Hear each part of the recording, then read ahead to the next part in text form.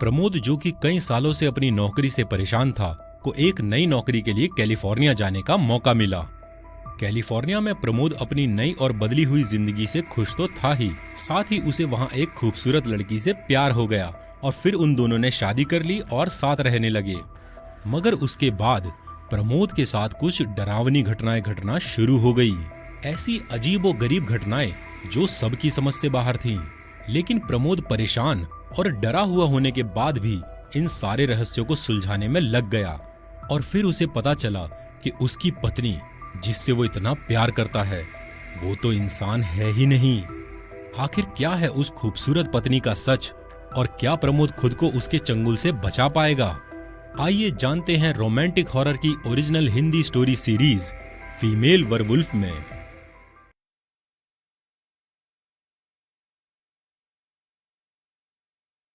India में सन 2000 से 2010 के बीच का जो टाइम था, यानी ये जो दशक था, वो कॉल सेंटर इंडस्ट्री के लिए ना बड़ा बूमिंग था। उस टाइम पर इंडिया में जो कॉल सेंटर इंडस्ट्री थी वो एकदम अपने शुरुआती दौर में थी। और सबसे बड़ी बात यह है कि इंडिया के अंदर जो यंगस्टर्स होते हैं उस टाइम पे खासकर, वो लोग ना, मतलब इंडिया के अंदर ऐसे लोग होते हैं जो अपनी रात की नींद भी खराब करने को तैयार हैं। तो इसका मतलब क्या है कि सारे पूरे वर्ल्ड में यूएस, यूरोप की जितनी भी कंट्रीज़ हैं और वहाँ पर जो कंपनीज़ हैं, वो अपने कॉल सेंटर जो होते थे वो इंडिया के अंदर उनके कॉल सेंटर्स ऑपरेट करते थे। उससे फ़ायदा क्या है कि उनको ये बहुत सस्ता पड़ता था इंडिया के अंदर। और ये जो दशक था, ये एक्चुअल में कॉल सेंटर इंडस्ट्री के लिए बड़ा बूमिंग था इंडिया के अंदर। और मैंने भी अपने करियर की शुरुआत इसी दौरान करी। मेरा नाम प्रमोद है और मैं दिल्ली के राजौरी गार्डन का रहने वाला हूँ।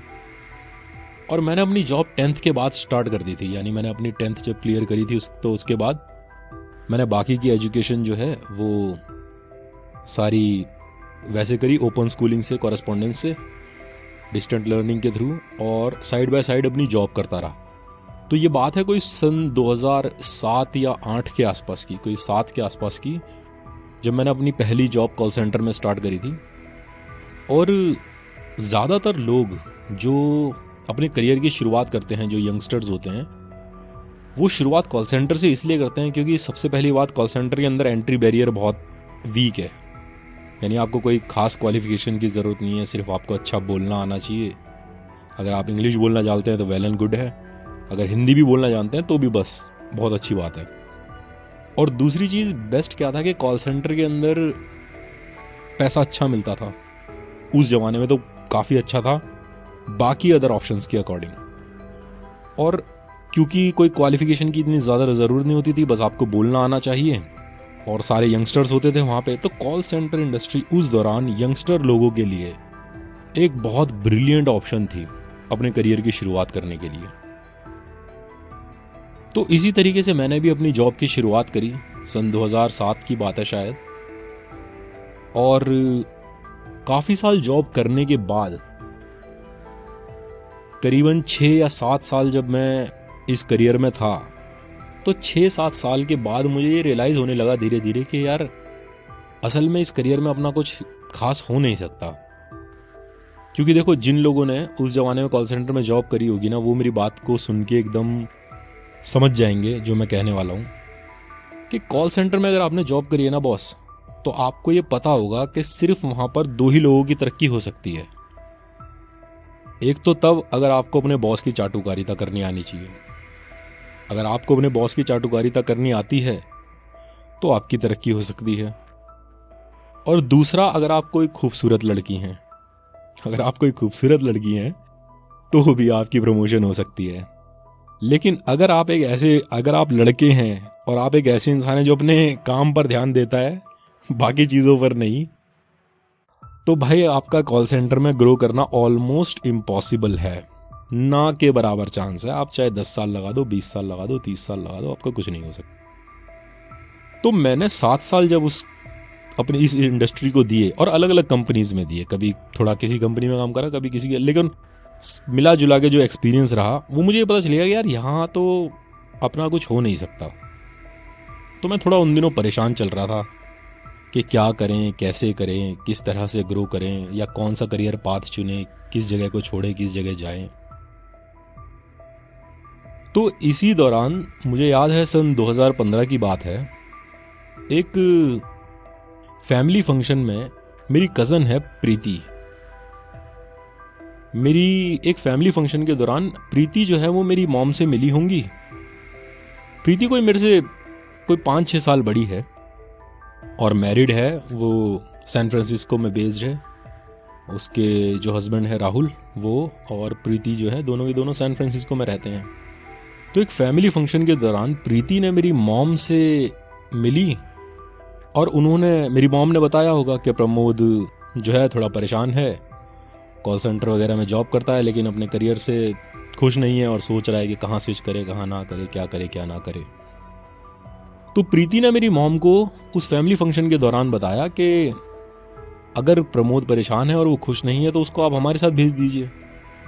और बाद में ये बात मुझे मेरी मॉम ने बताई। तो जब ये बात बाद में जो उनकी बातचीत हुई मेरी मॉम ने मुझे बताई, तो मुझे लगा यार ये तो बहुत अच्छी अपॉर्चुनिटी है। क्योंकि देखो एक हकीकत बताता हूँ, इंडिया में रहने वाले ना ऑलमोस्ट हर इंसान कभी ना कभी यूएस तो जाना चाहता है यार, ये तो हकीकत है। और अगर आपको ऐसे यूएस जाने का मौका मिले कि मतलब आपके कोई रिलेटिव्स वहाँ पे रहते हैं तो आपका ज़्यादा ना खर्चा वगैरह होगा ना कुछ नहीं, तो ये तो बेस्ट है भाई। और ये हकीकत है, हर बंदा जाना चाहता है यूएस, भले ही रहने के हिसाब से फिर भी ना जाना चाहता हो, पर घूमने के हिसाब से तो एटलीस्ट जाना ही चाहता है। ये हकीकत है, मानो या ना मानो। तो जब मेरी मॉम ने मुझे ये बात बताई कि प्रीति ने उनसे ये कहा कि प्रमोद को हमारे साथ भेज दीजिए अपने, क्योंकि उसने असल में मॉम को ये कहा था कि वो हमारे साथ जाएगा और उसको अच्छी अपॉर्चुनिटीज़ मिल सकती हैं सैन फ्रांसिस्को में। तो जब मेरी मॉम ने मुझे ये बात बताई, मैंने कहा यार ये तो इससे बढ़िया तो और कुछ हो ही नहीं सकता, ये तो बेस्ट ऑप्शन है। तो मैंने अपनी मॉम से बात करी, उसके बाद मैंने प्रीति से बात करी और राहुल से बात करी। तो उन्होंने कहा हाँ बहुत अच्छी बात है, चलो हमारे साथ, वहाँ पे देखिए वहाँ पे बहुत सारी कंपनीज हैं और अच्छी तरह को अपॉर्चुनिटीज़ मिल सकती है और नई जगह होगी, नया एनवायरनमेंट होगा, सब कुछ होगा, तो एकदम मस्त रहेगा। तो हम सब राज़ी थे, मेरी मॉम भी मेरी राज़ी थी, मैं भी राज़ी था। मैंने कहा यार ये तो इससे बढ़िया तो कुछ हो ही नहीं सकता। तो मुझे बहुत अच्छे से याद है, अक्टूबर की बात है। तो अक्टूबर 2015 में हमने अपनी फ़्लाइट पकड़ी थी सैन फ्रांसिस्को कैलिफोर्निया के लिए, और वहाँ से फिर मेरी कैलिफोर्निया की जर्नी स्टार्ट होती है। अक्टूबर 2015 में मैं सैन फ्रांसिस्को के लिए मूव हुआ था। जब हम कैलिफोर्निया पहुँचे तो प्रीति और राहुल ने मुझे कहा कि देख तू अभी आया है और तेरे लिए सब कुछ यहाँ पे नया है, तो तू एक काम कर, सबसे पहले तू है ना एक काम कर, सैन फ्रांसिस्को घूम। तो उन्होंने मेरे को बेसिकली ये कहा कि देख अगर तू जॉब सर्च करेगा डायरेक्ट और जॉब तेरी कहीं लग गई तो तू बिजी हो जाएगा, और तू नया नया आया है तो तेरे को जाहिर सी बात है घूमने का मन तो होगा ही। मैंने कहा ऑब्वियसली यार नया नया आया हूँ यूएस के अंदर, घूमने का मन है। तो उन्होंने सजेशन मुझे ये दिया कि एक काम कर, तू आराम से ना पूरा कैलिफोर्निया घूम, तू सैन फ्रांसिस्को घूम मजे से, और हम भी तेरे साथ घूमेंगे। तो बेस्ट ये रहेगा कि तू आराम से शुरू के कुछ टाइम जितना तेरे को घूमना है उतना घूम, अपने जितने घूमने के कीड़े हैं वो सारे मार ले, और उसके बाद जब थोड़ा मन लगने लगे तो अपने आप फिर धीरे धीरे जॉब्स वगैरह तलाशना स्टार्ट करियो। तो मैंने कहा ठीक है, ये भी एक बेस्ट तरीका है। तो जब हम वहाँ पहुँचे तो शुरुआती, जहाँ तक मेरा आइडिया, कोई 2 महीने के आसपास, 2-2.5 महीने के आसपास का टाइम मैंने सैन फ्रांसिस्को घूमा, बड़े अच्छे से घूमा। मैंने सबसे पहली चीज़ फेमस जो है गोल्डन गेट ब्रिज देखा, एल्काट्राज आइलैंड घूमा, वहाँ पर मैं गोल्डन गेट पार्क गया, कोएट टावर गया, और मतलब बहुत घूमा। कृषि फील्ड्स गया, वहाँ पे मरीन हेडलैंड्स गया, Union Square, Botanical Garden, Sutro Baths, markets वगैरह, मतलब जो 2-2.5 महीने थे ना खूब घूमा। प्रीति भी थी, राहुल भी था साथ में, हम कहीं जाते थे। तो शुरुआती टाइम मैंने घूम के बिताया, क्योंकि मेरे भी दिमाग में ये था कि यार ये सही कह रहे हैं, अगर मान लो मैं जॉब पकड़ लेता हूँ तो फिर तो बिजी हो जाऊँगा। तो उससे अच्छा ये है कि पहले अपने अंदर के जितने कीड़े हैं घूमने के यूएस में, सैन फ्रांसिस्को घूमने के, वो मार लेते हैं, और बाद में आराम से तसल्ली बख्श फिर ढंग से जॉब ढूंढेंगे और फिर जॉब में लगेंगे। तो पहले खूब घूम के अच्छे से एंजॉय किया, सारी जगह घूमा। तो ऐसे ही एक दिन मैं घूम रहा था और अकेला था उस वक्त, प्रीति और राहुल दोनों में से कोई नहीं था।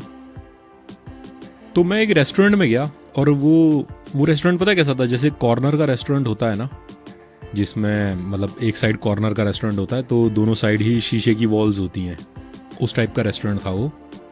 और जब मैं उसके अंदर गया तो उसमें टेबल और चेयर्स वगैरह लगे हुए थे सिटिंग के लिए। तो जब मैं उसमें गया ना तो मैंने देखा कि कॉर्नर की एक टेबल पे, जो मतलब कॉर्नर वाली साइड पे जो टेबल्स वगैरह लगी थी, वहाँ पर ना यार एक बड़ी खूबसूरत सी लड़की बैठी है। मतलब ब्लॉन्ड गर्ल थी वो, वाइट, और मतलब बड़ी प्यारी लग रही थी यार वो। उसको मैंने देखा, उसने ब्लैक कलर की जैकेट पहन रखी थी और क्या कहते हैं स्कर्ट पहन रखी थी, और पर्स ले रहा था एक लेदर का क्रीम कलर का, और अपना जो उसने ऑर्डर कर रखा था वो खा रही थी और अपने फ़ोन में कुछ देख रही थी, और हील्स पहन रखी थी रेड कलर की। अब मैं उसको देखा ना तो थोड़ा सा मैं देखता रहा उसको, और मैं उसको काउंटर की तरफ चला गया था जहाँ पे बार्स वगैरह होता है।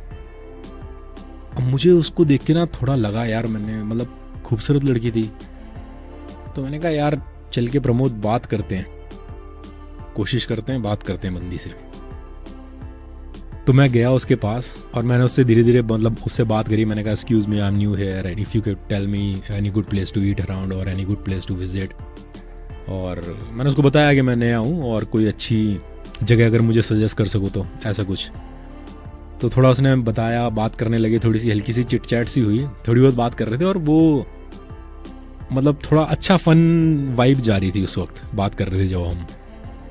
तो थोड़ी बात वगैरह हुई, उसके बाद उसने मुझे 2-4 सजेशंस दिए, फिर मैंने उसको थोड़े बात करी, लेकिन कुछ हुआ नहीं। मतलब अब जाहिर सी बात है यार, इतना एक तो फर्स्ट टाइम मिले हैं, ऊपर से इतना जिगरा भी नहीं है, बहुत खूबसूरत बंदी है, उससे नंबर वंबर मांगे या कुछ पूछे करे। तो असल में ना उस इंटरेक्शन में कुछ भी नहीं हुआ, बात हुई, बहुत अच्छी फन वाइब गई, लेकिन कुछ हुआ नहीं। उसके बाद मैंने इजेक्ट कर दिया, मैं वहाँ से चला गया। और मुझे जाने के बाद थोड़ा मलाल हुआ। मैंने कहा यार कोई नंबर एक्सचेंज नहीं किया, कोई फेसबुक वगैरह, कोई इंस्टाग्राम वगैरह कुछ भी नहीं लिया, कोई सोशल मीडिया प्लेटफॉर्म के बारे में नहीं पूछा। मैंने कहा यार ये तो गड़बड़ हो गई। खैर, पर जो भी है क्या कर सकते हैं, जो हो गया हुआ, उस वक्त तो हुआ। तो फिर मैंने उस वक्त ये सोच लिया था, मैंने कहा चल भाई कोई बात नहीं, किस्मत जहाँ ले जाए। पर ऊपर वाला ना मेरे साथ था, अब वो बताता हूँ मैं कैसे। कुछ ही दिन की बात है, मेरे ख्याल से उससे 2-3 दिन के बाद की बात है। एक बार मैं एक स्टोर में घूम रहा था, मॉल समझ लो उसको, काफी बड़ा स्टोर था। तो और मुझे वही लड़की दोबारा दिखी उस मॉल के अंदर, वो शॉपिंग कर रही थी, ठीक है, जो वहाँ पे कपड़े वगैरह का काउंटर था, पता नहीं H&M था या कौन सी ज़ारा वगैरह क्या था, बट जो भी था, अचानक मुझे वो बंदी दोबारा दिखी, वही सेम लड़की। और उस वक्त मैंने कहा यार प्रमोद कुछ भी हो जाए, अब इस मौके को छोड़ा नहीं जा सकता। तो मैं तुरंत उस लड़की के पास गया और मैंने फिर दोबारा उससे बातचीत स्टार्ट करी। मैंने उससे बात करी कि I am living over here और ये वो, कि मैं यहीं पास में रहता हूँ, और उसको बताने लगा कि मैं यहाँ पे आया था कुछ टाइम पहले भी, ये वो। उससे बातचीत करने लगा नॉर्मल तरीके से। तो वो भी बड़ा हंस के रिप्लाई कर रही थी और वो भी मेरे से बात करने लगी। तो एक बार बताऊं, रियलिटी कहीं ना कहीं, मतलब अब यार ये पता चल जाता है वाइब में ना, कहीं ना कहीं पता तो चल रहा था कि यार देखो भाई, मैं तो उसको पसंद करता ही था ऑब्वियसली, मतलब वो तो बिल्कुल ऑब्वियस था। पर उसके रिएक्शन से भी ना पता चल रहा था कि वो बंदी भी मेरे अंदर इंटरेस्टेड थी। जिस तरह से वो रिप्लाई कर रही थी, वो अपने बालों वगैरह को छेड़ रही थी, बॉडी लैंग्वेज से, उसकी वॉइस टोनैलिटी से, उसके जेस्चर्स वगैरह जो वो यूज़ कर रही थी, उनसे पता चल रहा था, जो हंस के रिप्लाई कर रही थी हर चीज़ का, कि हाँ यार वो भी इंटरेस्टेड तो है मेरे अंदर। खूबसूरत बंदी थी। तो हमने काफ़ी देर उस स्टोर में बात करी और वो अपनी शॉपिंग वगैरह जो कर रही थी, जो चीज़ खरीदनी थी उसको उसने ली। उसके बाद अचानक पता नहीं कैसे उसने, मतलब मैं जब उस स्टोर में गया था तो उस वक्त 3 बजे का टाइम हो रहा होगा, दोपहर के 3 बज रहे होंगे, और हमें बात करते करते स्टोर मॉल्स वगैरह में घूमते घूमते ना यार बड़ा टाइम हो जाता है, आपको पता भी नहीं चलता, घंटों निकल जाते हैं। वैसे भी वहाँ पे कोई खिड़की वगैरह वो लोग रखते नहीं है जानबूझ की, किसी भी मॉल में, किसी भी शॉपिंग कॉम्प्लेक्स में आपको कभी कोई खिड़की वगैरह नहीं मिलेगी ताकि लोगों को टाइम का ना ही घड़ी मिलेगी ना ही खिड़की मिलेगी, ताकि दिन की रोशनी वगैरह टाइम का अंदाज़ा ही ना हो, लोग घंटों तक शॉपिंग करते रहें। ये बड़ी टैक्टिक होती है मार्केटिंग की और सेल्स की इन शॉपिंग मॉल्स और इन जगहों पर। तो उसने मुझे बताया कि वहीं पास ही में ना 5 बजे कोई थिएटर परफॉर्मेंस होने वाली थी। अब मुझे वैसे वहाँ के ज़्यादा पता ही नहीं, ऑब्वियसली जाहिर सी बात है, मैं नया ही तो था वहाँ पे। तो उसने मेरे को बताया कि वहीं पास में एक थिएटर परफॉर्मेंस है, 5 बजे स्टार्ट हो जाएगी और वो उसे जाने वाली है देखने के लिए। तो उसने मुझसे पूछा इफ़ आई वॉज इंटरेस्टेड। तो मैंने कहा yes of course, let's go.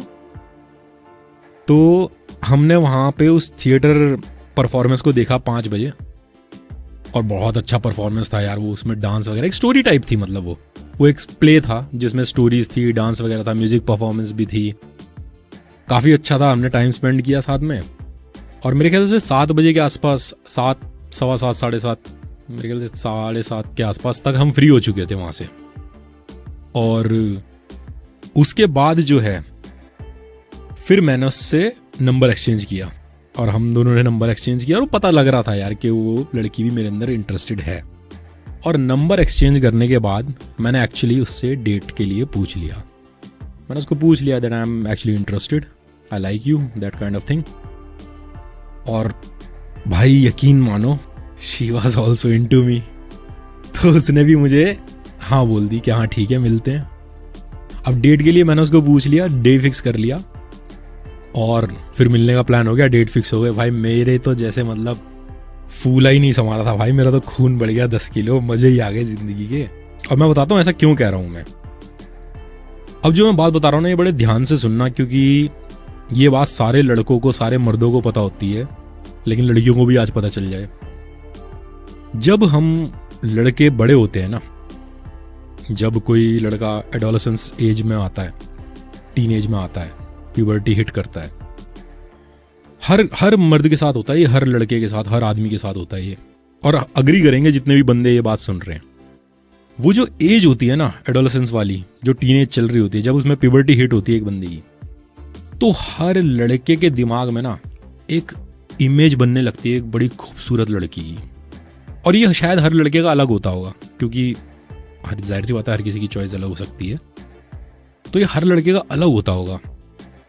हर लड़के के दिमाग में ना धीरे धीरे ऑटोमेटिकली एक ऐसी इतनी खूबसूरत और प्यारी सी लड़की की तस्वीर बनने लगती है। और वो कहीं से आती नहीं है, मतलब ऐसा नहीं है वो कहीं से किसी मूवीज वगैरह के थ्रू, या हो सकता है रिफ्लेक्शन आता हो कहीं से, लेकिन वो जो इमेज बनती है ना भाई, वो ऐसी इमेज होती है कि उस लड़के को ना ऐसा लगता है कि मैं, ये लड़की अगर मुझे मिलेगी या जब भी मिलेगी मेरी जिंदगी में, मैं इसी से शादी करूंगा। मतलब उसके अरमान ऐसे जुड़े होते हैं उस इमेज से कि मैं इसी से शादी करूंगा, इसी के साथ मेरे बच्चे होंगे, मैं बूढ़ा भी इसी के साथ होऊंगा, पूरी जिंदगी इसी के साथ बिताऊंगा, सारा वर्ल्ड ट्रैवल करना है, घूमना है, सब कुछ इसी के साथ होगा। मतलब वो ऐसी अल्टीमेट इमेज होती है। हर लड़के के, जितने भी लड़के सुन रहे हैं वो सारे अग्री करेंगे, और जितनी फीमेल सुन रही हैं उनको पता चल जाएगा कि ऐसा होता है। वो पर्टिकुलर इमेज जो है वो यार लड़की ना मेरी वही एग्जैक्ट इमेज थी। और मैं तुम्हें नाम बताता हूँ, उस लड़की का नाम एमिली है। तो एमिली जो थी ना, वो एग्जैक्ट सेम वही लड़की थी जो मेरी उस इमेज में थी बचपन से। और वो एक ऐसी इमेज होती है, मतलब यकीन मानो लड़के ना ये सोचते हैं कि ऐसी इस लड़की के लिए ना, जो वो इमेज वाली बंदी होती है, लड़के ये सोचते हैं कि इस लड़की के लिए मैं जान भी दे सकता हूँ, मैं कुछ भी कर सकता हूँ इस लड़की के लिए, कितनी मेहनत करनी हो, किसी से लड़ना हो, युद्ध पे जाना हो, मतलब इंसान अपनी जान तक देने को तैयार होता है। इतनी प्यारी इमेज होती है वो। और एमिली एग्जैक्ट वही लड़की थी मेरे लिए। ब्लॉन्ड उसके हेयर थे, वाइट एकदम, बिल्कुल स्मूथ स्किन थी, एकदम परफेक्ट हेल्दी बॉडी थी। और मैं क्या ही कहूँ, कितनी मेरे लिए वही एग्जैक्ट इमेज थी जिसको हर एक लड़का अपने प्यूबर्टी हिट करता है, तब वो धीरे धीरे इमेज बनती है।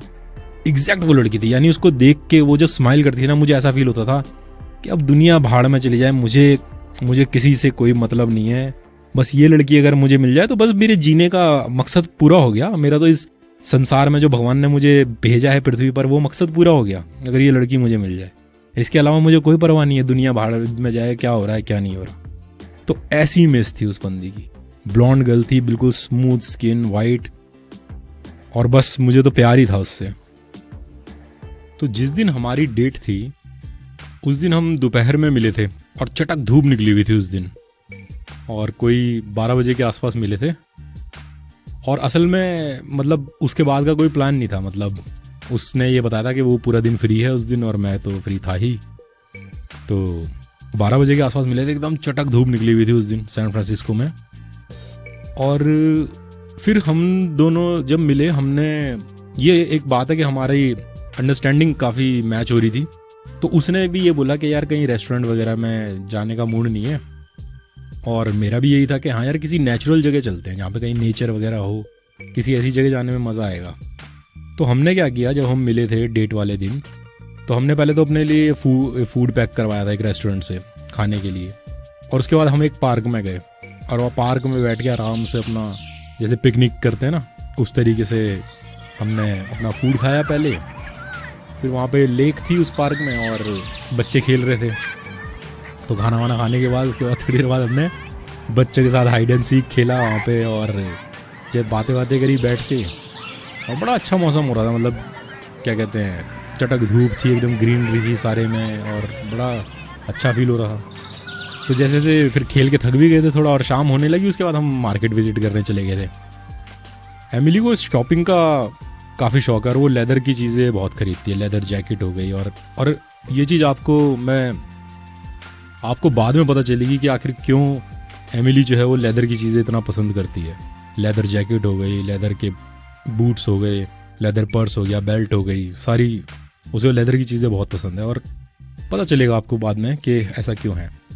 शाम जैसे जैसे होने लगी तो हम मार्केट वगैरह विजिट करने लगे। वैसे देखो, अगर आप सैन फ्रांसिस्को में हो ना और आपको कोई नेचर वाली जगह पे जाना है तो बहुत सारी जगह हैं घूमने के लिए।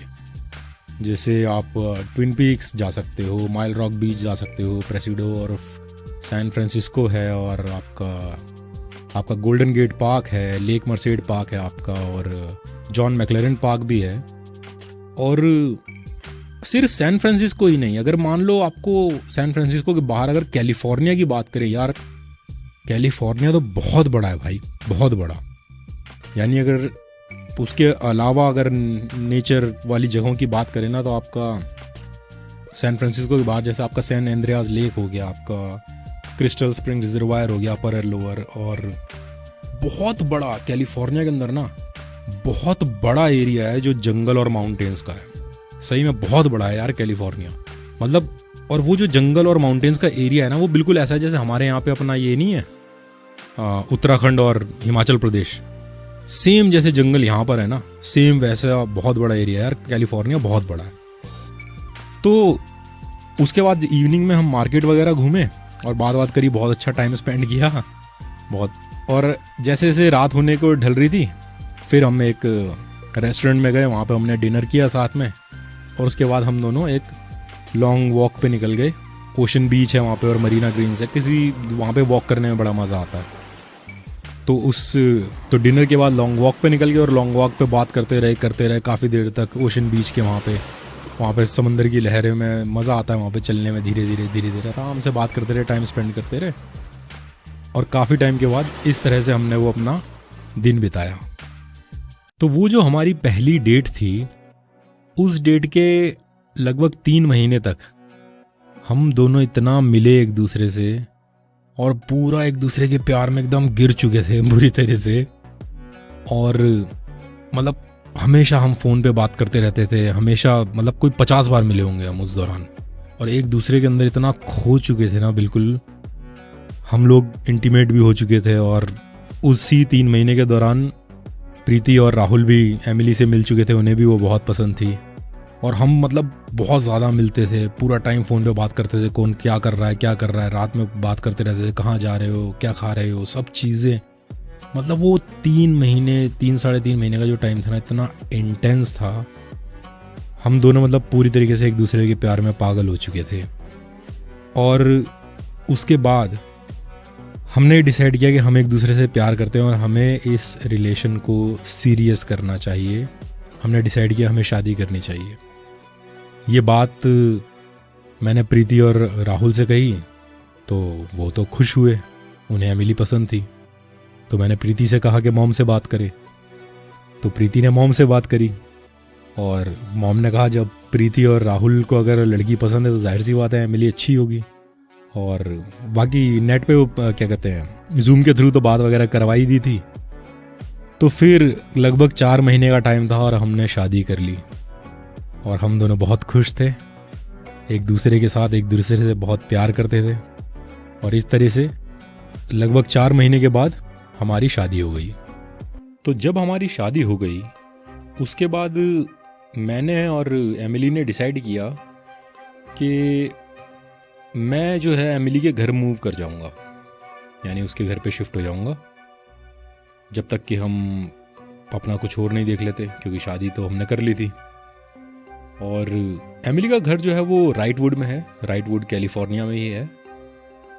और फिर हमने ये डिसाइड किया, मैंने, प्रीति ने, राहुल ने और एमिली ने, कि मैं जो है राइटवुड में एमिली के साथ शिफ्ट हो जाऊंगा। और शादी के बाद फिर हम दोनों राइटवुड चले गए एमिली के घर पे रहने के लिए। राइटवुड जो है वो सैन फ्रांसिस्को से कोई लगभग 6 घंटे की दूरी पर है। और एमिली का घर जो है वो ट्विन लेक रोड है, राइटवुड में उस पर है। देखो उसका घर पता है, राइटवुड इस तरह का है कि जैसे मान लो कैलिफोर्निया में, जैसे मैंने बताया था कि कैलिफोर्निया में माउंटेन्स और जंगल्स का एरिया काफ़ी है। तो जैसे हमारे यहाँ पे अगर उत्तराखंड जाते हैं, हिमाचल प्रदेश जाते हैं, वहाँ के गांव वगैरह आते हैं ना, तो राइटवुड को तुम कैलिफोर्निया का गांव समझ लो, इस तरह का एरिया है वो। मतलब वहाँ पे माउंटेन्स और जंगल वगैरह का एरिया काफ़ी है, तो ये समझ लो कि कैलिफोर्निया का गांव है। और ज़्यादातर घर जो हैं वहाँ पे, मतलब वहाँ के लोग थोड़ा सादा जीवन ही जीते हैं और ज़्यादातर घर जो हैं वो लकड़ी के होते हैं वहाँ पर। मतलब बहुत ब्रिलियंट तरीके से बनाए हुए होते हैं, ऐसे नहीं जैसे इंडिया में होते हैं। इंडिया के मुकाबले वहाँ की जो घर बनाने की टेक्निक है ना वो बहुत एडवांस्ड है, भले ही मटेरियल सेम हो वुड, पर वहाँ पे ज़्यादातर घर जो होते हैं वो लकड़ी के होते हैं। तो एमिली का घर जो था ट्विन लेक रोड पर था राइटवुड में, और लगभग 6 घंटे की ड्राइव थी। 6 घंटे की ड्राइव करके हम राइटवुड में पहुँचे। और उसका घर बहुत बढ़िया जगह, मतलब उसके घर बताता हूँ मैं कैसा था। उसका जैसे फ्रंट है ना उसके घर का, तो फ्रंट में पैटियो है घर का, जैसे मेन डोर है, अगर उसे उसके आगे थोड़ा सा गार्डन टाइप बना हुआ है और गार्डन के आर पार सारे में फेंस लगी हुई है। फिर एक और डोर है जो कह लो कि मेन डोर, वो हो गया फिर उस फेंस के भी बाद में।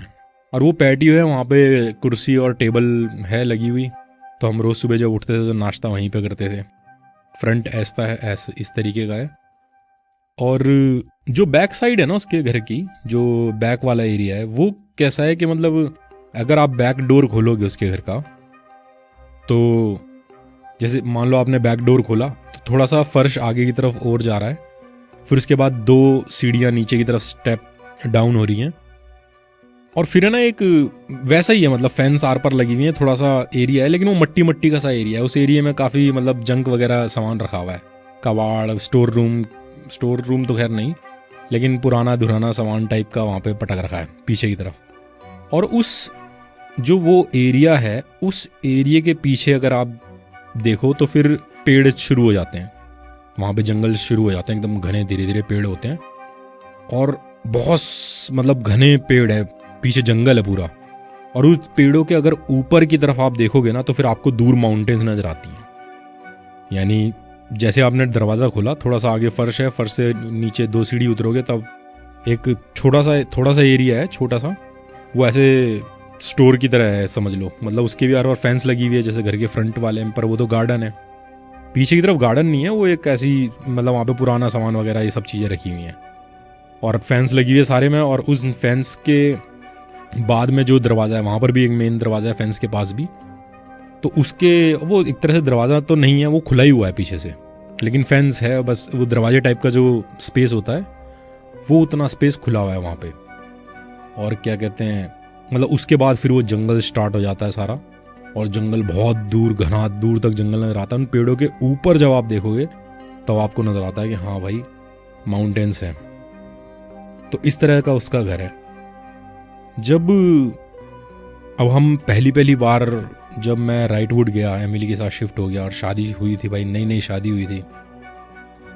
तो शुरू के कुछ हफ्ते मतलब बहुत खतरनाक थे। शुरू के 2-3 हफ्ते हम दोनों मतलब एक दूसरे को छोड़ते नहीं थे बिल्कुल। क्रेजी हम में डूबे रहते थे, सुबह से शाम, शाम से रात, रात से सुबह। मतलब घर का कोई एरिया नहीं छोड़ा था, बेडरूम हो, किचन हो, साथ में बाथ लेते थे हम, और स्टोर रूम हो, गैलरी हो, on the floor, on couch, on kitchen counter, everywhere we were making love.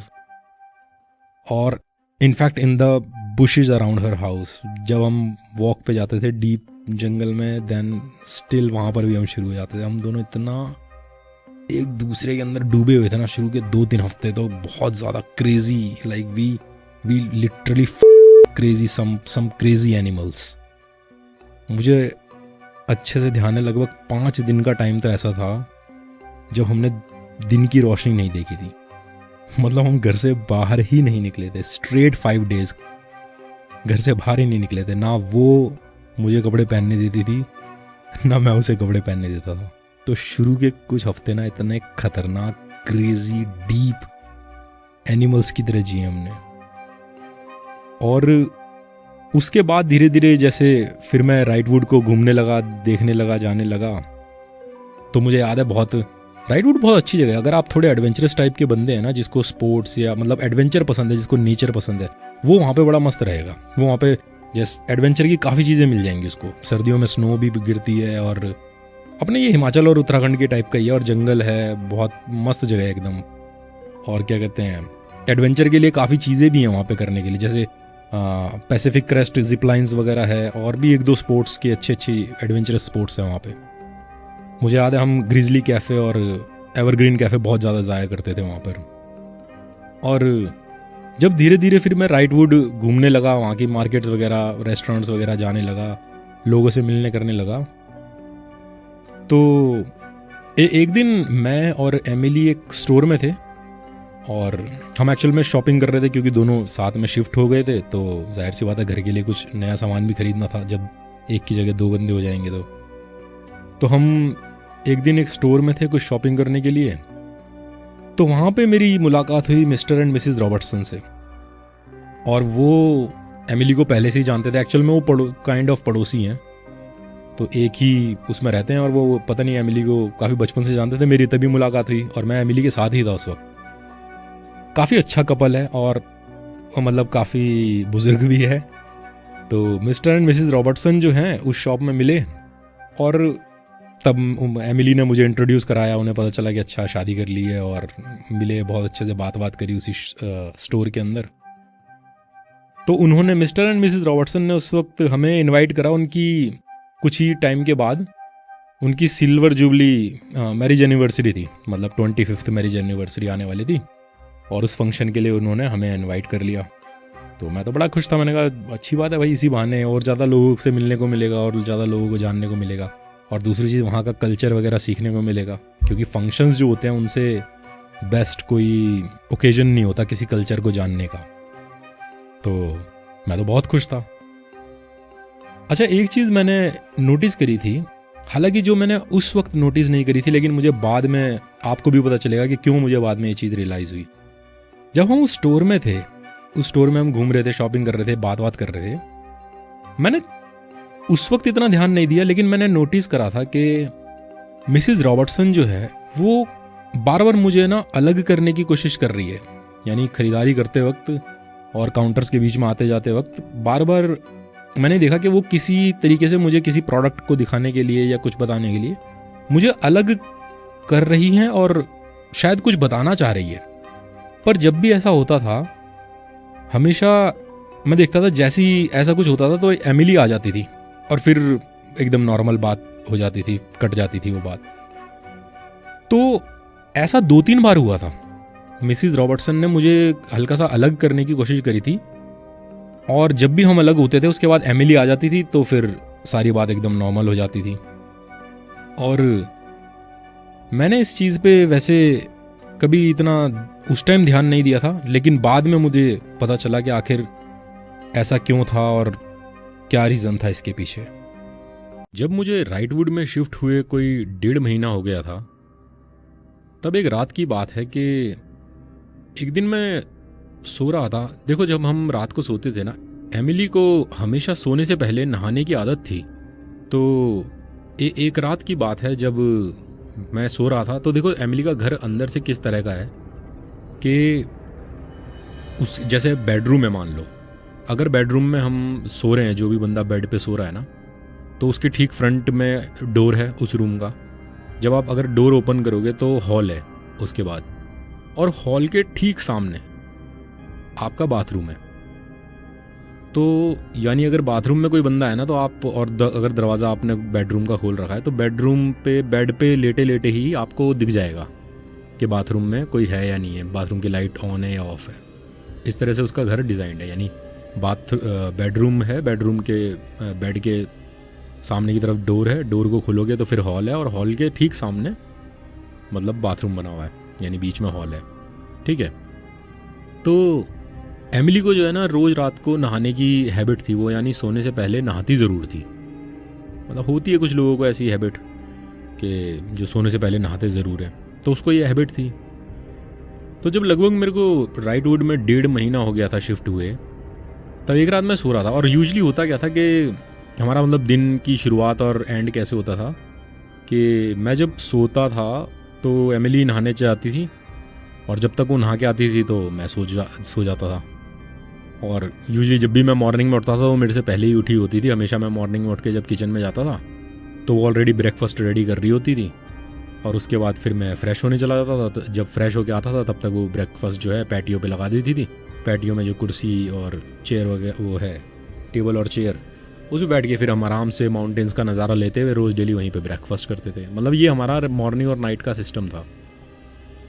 पर एक रात की बात है, जब मैं सो रहा था, तो अचानक से ना मुझे उसके घर के पीछे की तरफ से कुछ अजीब सी आवाज़ आई, और आवाज़ से मेरी आँख खुल गई। तो उसके बाद जब वो आवाज़ आई तो मैंने एकदम आँख खुल गई। मैंने देखा, मैंने कहा यार ये क्या है, ये किस तरह की आवाज़ आ रही है। कुछ अजीब सी आवाज़ है, जैसे कुछ स्क्रैच करने की सी। तो जैसे मैंने आँख खुली, मैंने कंबल हटा के एकदम देखा, तो बेडरूम का डोर खुला हुआ था और बाथरूम की लाइट जली हुई थी, शॉवर ऑन था। यानी मैंने कहा, मैं समझ गया कि एमिली अभी भी नहा रही है, और पीछे की तरफ से आई थी घर के वो आवाज़। तो उसके बाद मैंने कहा यार ये चेक करते हैं क्या सीन है। फिर मैं उठ के और धीरे धीरे घर के बाहर गया पीछे की तरफ। मैंने पीछे का दरवाज़ा खोला, और दरवाज़ा खुलने के बाद मतलब वो जो फर्श मैंने बताया, उस फर्श पे थोड़ा सा आगे गया, 2-4 कदम आगे रखे, और फिर मैंने देखा ये किस चीज़ की आवाज़ आई है। अब थोड़ा अच्छे से गौर से देखा तो ऐसा सच कुछ नज़र नहीं आ रहा था। रात हो रही थी बिल्कुल, और अंधेरा था, जंगल दिख रहा था सारा। तो मैं ऐसे देख ही रहा था कि अचानक से ना मेरी नज़र पड़ी पीछे पेड़ों के बीच में से ना 2 आंखें नज़र आई अचानक मुझे, चमकती हुई। और भाई वो 2 आंखें जो थी वो मेरी तरफ देख रही थी। मतलब और कुछ नज़र नहीं आ रहा था, एकदम अंधेरा सा हो रहा था, लेकिन वो 2 आंखें नज़र आ रही थी। अब काफ़ी रातें मैंने देखा है वहाँ पे जाके, तो वो 2 आंखें अलग ही नज़र आ रही थी, पहले तो नहीं थी ऑब्वियसली। अब वो 2 आंखें देख के ना मैं एकदम थोड़ा सुख सा हो गया, एकदम सुट-बुट सा हो गया। मैं सोचा ये क्या चीज़ है, और मैंने उसको देखा ही था। अचानक से ना वो दोनों आंखें हल्की सी मूव हुई अपनी जगह से, और ये देख के तो जैसे मेरे धड़कन इतनी तेज तेज चलने लग गई, मैं हिल गया अंदर तक से। मैंने कहा ये क्या चीज़ है। वो आंखें अचानक से मूव हुई, पेड़ों के बीच में से नजर आ रही थी, और मैं बिल्कुल सुट हो गया भाई। मेरे धड़कन तेज चलने लग गई, एकदम पसीने छूटने लग गए। फिर हुआ क्या, धीरे मैं एकदम सुट हो गया था। अब मैं अब एक बात बताऊं आपको कि बचपन से ना मैंने discovery channel, national geographic channel, animal planet channel, ये सब चीज़ें काफ़ी देखी हैं। तो मुझे एनिमल्स के बारे में थोड़ी ठीक ठाक अच्छी नॉलेज है कि अगर कोई एनिमल आप पे अटैक कर दे तो क्या करना चाहिए, या फिर अलग अलग तरह के एनिमल्स अटैक करें तो क्या करना चाहिए। जैसे अगर मान लो बेयर आप पे अटैक करता है, तो आपको फीटस पोजीशन होती है उसमें एकदम डेड की तरह हो जाना चाहिए, क्योंकि वो आपके वाइटल ऑर्गन्स जो है उनको डिस्ट्रॉय करने की कोशिश करेगा, और आप बेर से लड़ नहीं सकते। तो इसलिए आपको लड़ नहीं सकते तो बेस्ट यही है कि फीटस पोजीशन में हो जाओ और बिल्कुल मरे की तरह हो जाओ, कि यानी आप में जान ही नहीं है, ताकि वो आपको छोड़ दे। अगर आप उसको लगेगा ना आप मर गए हो तो फिर वो हो सकता है छोड़ दे, लेकिन आप बेर से लड़ नहीं सकते। ऐसे अगर टाइगर वगैरह आप पे अटैक करेगा तो उससे अलग स्ट्रेटेजी है। उसमें आप ऐसे नहीं हो सकते कि आप मरे की तरह एक्टिंग करो, क्योंकि वो अगर आपने मरे की तरह एक्टिंग करी तो फिर वो आपका दम घुटेगा। तो अलग अलग मुझे थोड़ी नॉलेज है। लेकिन जब वो आंखें अचानक से मूव हुई ना, वो तो मैं क्या देखा, धीरे धीरे करके वो अचानक है ना पेड़ों के बीच में से होता हुआ और वो मेरी तरफ बढ़ने लगा। अब जब वो मेरी तरफ बढ़ रहा था, मेरे ऐसे रोंगटे खड़े हो गए थे, मैं पैर जम गए बिल्कुल मेरे तो उसी जगह पर, और मैं बिल्कुल सुट हो गया उसको देख रहा, और वो धीरे धीरे साफ नजर आ रहा मुझे मेरी तरफ बढ़ रहा है। अब जो हल्का सा रोशनी में आया ना, चांद की रोशनी सी पड़ी उसके ऊपर, तो मैंने देखा वो भाई इतना बड़ा, इतना भयानक सा जानवर, भेड़िए जैसा था वो।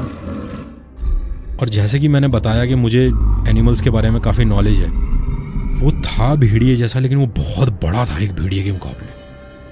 मतलब इतना भयंकर था वो, उसके दांत इतने बड़े दिख रहे थे और उसकी आंखें ऐसी अजीब चमक रही थी, उसके पाँव इतने मोटे मोटे हैवी थे, बहुत खतरनाक था वो। और वो चांद की रोशनी में जैसे उसके ऊपर पड़ी तो मुझे नजर आया वो बिल्कुल धीरे धीरे मेरी तरफ बढ़ रहा था, और मेरा हाल इतना बुरा हो चुका था उस वक्त। मैं आपको एक बात बताता हूँ, अगर आपने कभी मौत का सामना नहीं किया ना तो ये बात मजाक मत समझना, मैं सही बता रहा हूँ, बिल्कुल रियलिटी। जिसने किया उससे पूछना। अगर आपकी आंखों के सामने कभी मौत होती है ना, आपको लिटरली आपके दिल की धड़कन आपके कानों में सुनाई देती है। ये लिटरल है, रियल है। अब मुझे नहीं पता इसका एक्चुअल रीज़न क्या है। हो सकता है कि क्योंकि जब आप ऐसी पोजीशन में होते हो तो आपका कोर्टिसोल लेवल बढ़ जाता है, स्ट्रेस हार्मोन्स बढ़ जाते हैं, flight and fight mode on हो जाता है। तो हो सकता है एक तो आपका दिल बहुत तेज धड़कता हो इस चक्कर में कि भाई बचना है सर्वाइवल के लिए, और दूसरा रीज़न ये भी हो सकता है कि आपके सेंसेस बहुत हाइपर एक्टिव हो जाते हों, तो आपके कान क्या पता इतने एक्टिव हो जाते हैं कि वो दिल की धड़कन तक सुनते हैं। बट ये लिटरली रियल है, दिल की आवाज़ आपके कानों में सुनाई देती है जब ऐसा होता है। तो मुझे मेरे दिल की धड़कना सुनाई दे रहा था मेरे कानों में, और मैं मनी मनी ये सोच रहा था कि अब असल में तो सिट्टी बिट्टी गुम हो जाती है ना, तो और उस वक्त आपको नहीं समझ में आता आप कितने ही बड़े इंटेलिजेंट हो, लेकिन वो बहुत खतरनाक मोमेंट होता है। वो इतना बड़ा, इतना खतरनाक जानवर वो धीरे धीरे करके मेरी तरफ बढ़ा, और वो जो एरिया था घर के पीछे का जिसमें वो जंग वंग रखा था, वो उसके अंदर भी धीरे धीरे एंटर कर गया।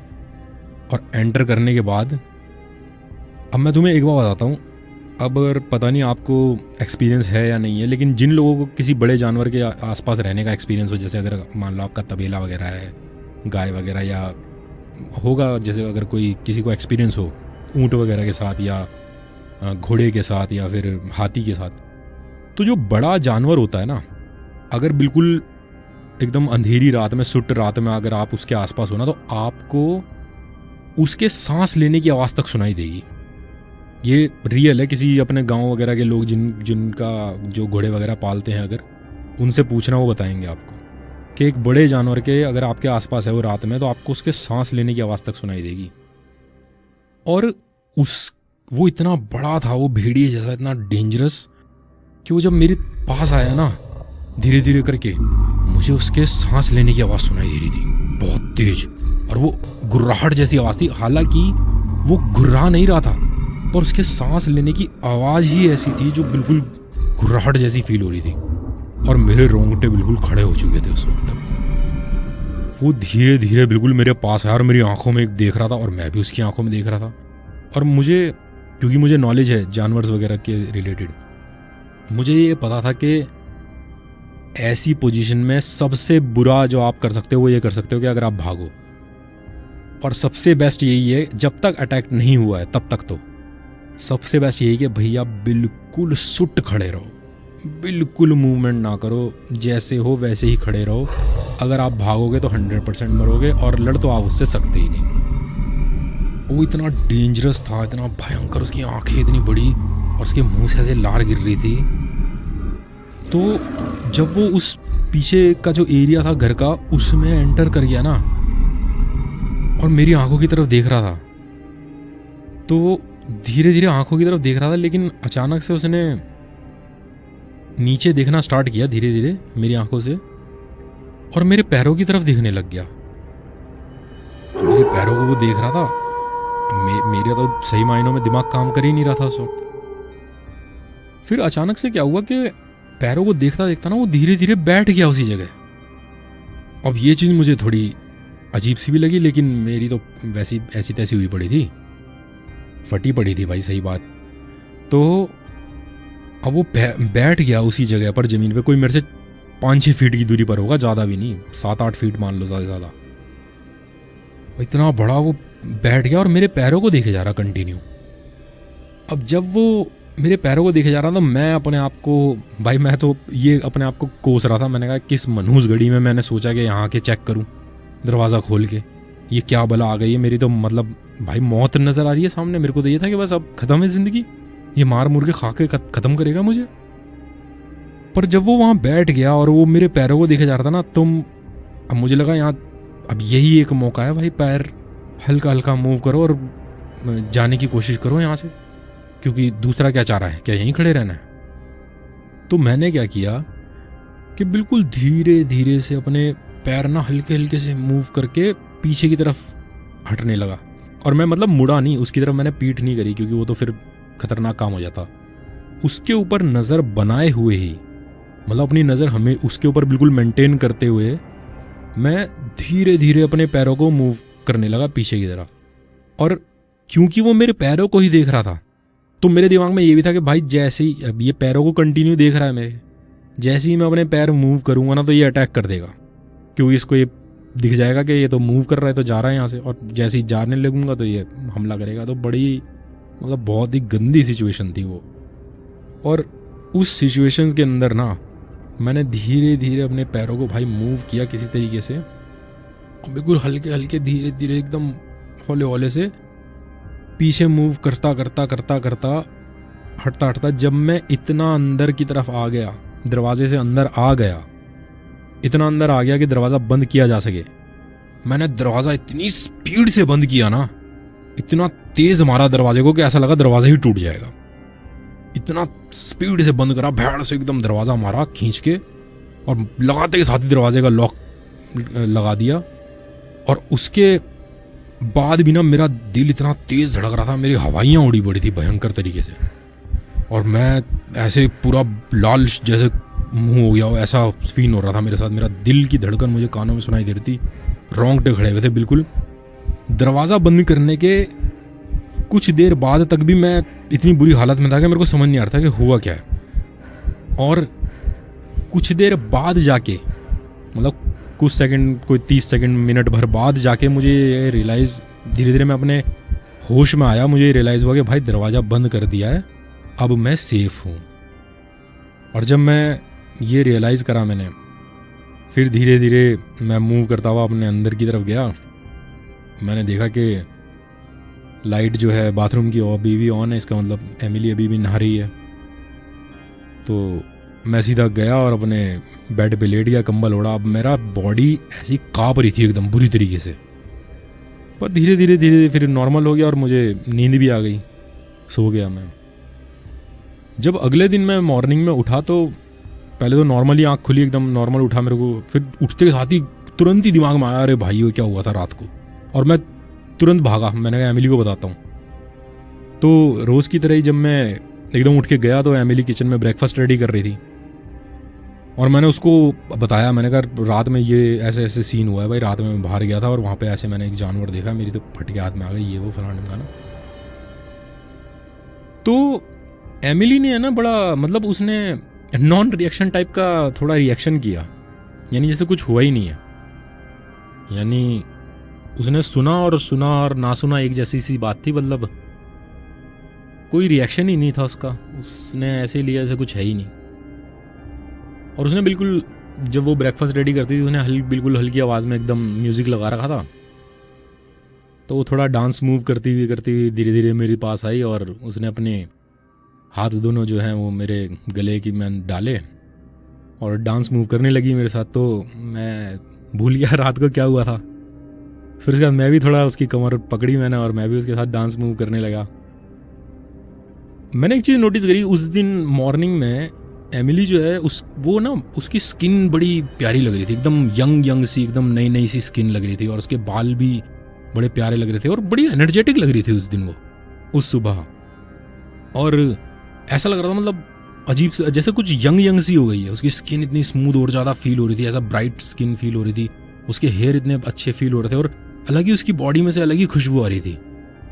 तो जब हम दोनों ऐसे डांस मूव करने लगे और फिर वहीं किचन काउंटर पे हम दोनों इंटीमेट हुए और फिर मैं भूल गया कि रात को क्या हुआ है। और बड़ी एनर्जेटिक और यंग और बहुत एकदम अलग फ्रेश फील कर रही थी वो उस दिन, मुझे ऐसा फील हुआ। और क्योंकि जब उस सुबह जब हम इंटीमेट भी हुए तो उसकी एनर्जी, उसका पैशन जो था अलग ही लेवल का फील हो रहा था।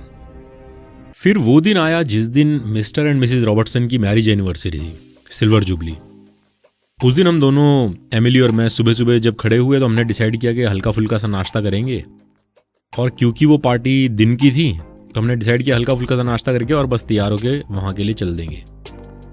जो फंक्शन था, पार्टी, वो मिस्टर एंड मिसेस रॉबर्टसन के घर पर ही था और उनका घर एमिली के घर से कोई ज़्यादा दूर नहीं था, सिर्फ कोई 10 मिनट की ड्राइव पर होगा। तो उस दिन हमने ऐसे ही डिसाइड किया, हम सुबह सुबह जल्दी उठे, हल्का फुल्का सा नाश्ता किया, उसके बाद दोनों तैयार हुए और फंक्शन के लिए चले गए। और थोड़ी सी देर बाद ही ड्राइव के बाद उनका घर आ गया, मिस्टर एंड मिसेस रॉबर्टसन का। अब वहाँ पे और भी बहुत सारे काफ़ी मेहमान वगैरह आए हुए थे, काफ़ी अच्छा माहौल हो रहा था। म्यूजिशियंस वगैरह उन्होंने बुला रखे थे, जो वायलिन बजा रहा था और एक गिटार बजा रहा था, इस तरीके से। तो काफ़ी अच्छा सा माहौल बना पड़ा था। एक पार्टी सी थी, छोटी सी पार्टी थी, ज़्यादा लोग नहीं थे, मतलब ऐसा कोई 40-50 के आसपास लोग, ज़्यादा। और तो मैं जाके मतलब मैं कोशिश कर रहा था ज़्यादा से ज़्यादा लोगों से मिल सकूं, क्योंकि मुझे कल्चर सीखने में लोगों का बड़ा अच्छा लगता है। तो जितने ज़्यादा लोगों से जब भी मेरी कोशिश होती है मैं मिलता हूँ, क्योंकि कहीं जाना, कहीं घूमना फिरना, हाँ जगहों पे घूमना फिरना एक अलग चीज़ है, लेकिन किसी नए कल्चर को सीखना, वहाँ के लोगों के बारे में जानना कि वो लोग ऐसे जैसे हैं वैसे क्यों हैं, क्या उनकी मेंटेलिटी है, वो जिस काम को जैसा करते हैं क्यों करते हैं, ये चीज़ सीखना बड़ा मुझे अच्छा लगता है। तो इसलिए मैं बहुत सारे लोगों से मिल रहा था, कोशिश कर रहा था और बड़ा अच्छा सा एक माहौल बंधा हुआ था वहाँ पे। फिर वहाँ पे केक कटिंग सेरेमनी भी हुई और मिस्टर एंड मिसेस रॉबर्टसन दोनों बहुत प्यारे लग रहे थे, बहुत प्यारे। मिस्टर रॉबर्टसन ने सूट पहना हुआ था और मिसेस रॉबर्टसन की जो ड्रेस है वो भी बहुत अच्छी, वो इतनी प्यारी लग रही थी। उनको देख के मतलब वो एक जैसे आंट और माँ, मदर वाली फील आती है ना, वैसी फील आती है उनको देख के। और उनको मैं देख रहा था, बहुत अच्छी, बहुत प्यारी लग रही थी वो भी। उनकी ड्रेस इतनी अच्छी थी और उनकी ज्वेलरी भी इतनी अच्छी थी। उनकी, मेरी नज़र खासकर उनकी रिंग पर थी, जो उन्होंने एक रिंग पहन रखी थी, बड़ी स्पेशल सी लग रही थी वो रिंग और मतलब बहुत कॉस्टली और एक्सपेंसिव लग रही थी। उसको देख के ऐसा लग रहा था जैसे उसमें डायमंड लगे हुए हैं। उसमें एक छोटा सा फ्लावर टाइप कुछ बना हुआ था और जैसे बीच में एक रेड कलर का डायमंड था और उसके आर पार वाइट कलर के, वाइट और हाँ थोड़े ब्लूइश कलर के से डायमंड थे। तो उस रिंग पे मैंने बड़े गौर से देखा, वो लग रही थी एक्सपेंसिव और इतनी अच्छी लग रही थी मिसेस रॉबर्टसन। मिस्टर रॉबर्टसन भी बहुत अच्छे लग रहे थे। तो पहले जब हम गए, मिले उनके घर में, आराम से सारे लोगों से मिले, बात हुई, फिर खाना वाना खाया। खाना वाना खाने के बाद जहाँ पे म्यूज़िक प्ले हो रहा था, कुछ लोग गा रहे थे, कुछ लोग म्यूजिशियन बुला रखे थे, कुछ लोग गा रहे थे, कुछ डांस कर रहे थे। तो ऐसे बड़ा अच्छा सा माहौल एकदम बना हुआ था। और उसके बाद धीरे धीरे फिर अच्छा, वहाँ पर भी मैंने ये चीज़ नोट करी, मतलब 2 बार ऐसा हुआ था, लेकिन मैंने फिर ध्यान नहीं दिया था उस बात पे, क्योंकि ध्यान देने की कोई वजह नहीं थी। लेकिन वहाँ पर भी मैंने 2 बार ये चीज़ नोट करी कि मिसेस रॉबर्टसन जो थी, वो जब हम खाना खा रहे थे उस वक्त बात, मतलब किसी तरीके से वो हल्का हल्का मुझे ना सेपरेट करने की कोशिश तो कर रही थी। ये चीज़ मुझे नज़र आ रही थी, लेकिन नोटिस नहीं कर रहा था बस मैं उसे, क्योंकि कोई रीज़न नहीं था नोटिस करने का। पर मैंने देखा कि मिसेस रॉबर्टसन जो हैं वो फिर मुझे हल्का हल्का ना अलग करने की, थोड़ा सेपरेट करने की कोशिश कर रही थी। पता नहीं जैसे कुछ बताना चाह रही हो या कोई बात हो, लेकिन जब भी ऐसा होता था तो फिर एमिली आ जाती थी और हमारी बात रह जाती थी। पर ठीक है, ऐसे ही वो दिन बीता और बड़े अच्छे तरीके से हमने साथ में उस पार्टी को एंजॉय किया। फिर जैसे जैसे शाम होने लगी थी, शाम होने से पहले पहले फिर उसके बाद हम अपने घर पे आ गए ड्राइव करके वापस। फिर इसी तरह से कुछ दिन बीत गए और नॉर्मल लाइफ चल रही थी रोज़मर्रा की तरह। हमने रात को डिनर किया, उसके बाद मैं सोने के लिए चला गया, एमिली नहाने के लिए चली गई। तो एक रात फिर दोबारा जब मैं सो रहा था तो मुझे फिर पीछे से ना अजीब सी आवाज़ आई घर के पीछे से, और जैसी आवाज़ आई मेरी आँख खुल गई। फिर दोबारा उसी तरह की आवाज़ थी जैसे पिछली बार आई थी। अब इस बार मेरे दिमाग में आया, मैंने कहा ये वुल्फ है वही वाला या नहीं है, जो भी है। तो लेकिन इस बार मेरे दिमाग में क्या था कि एमिली के घर में एक ड्रॉर के अंदर एक गन रहती थी हमेशा, और ये चीज़ ना वहाँ पे ब्राइटवुड में नॉर्मल है। मतलब वहाँ पे लोग रखते हैं, अपने घर में गन वगैरह होती है, रिवॉल्वर। मतलब ऐसा नहीं है कि लोग कुछ बदमाश है, बट सेफ्टी के लिए वहाँ पे नॉर्मल है, रखते हैं लोग। वैसे भी आर पार का एरिया जंगल का भी है और वैसे भी। तो अब अचानक मेरे दिमाग में आया कि ये आवाज़ किस चीज़ की है।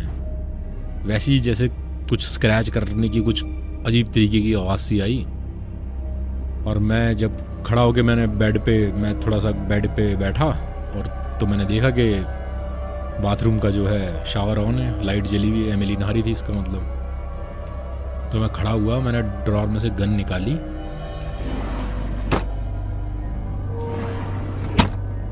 और मैं पीछे चला गया घर के बाहर। और इस बार मैंने लेकिन दरवाज़ा बड़े धीरे धीरे से खोला ताकि अगर कुछ हो भी तो उसे पता ना चले कि मैं आ गया हूँ। और मैं धीरे धीरे दरवाज़ा खोला और बाहर निकल गया, और उसके बाद 3-4 कदम आगे जाके मैंने देखा ध्यान से कि क्या आवाज़ आई है, क्या नहीं आई।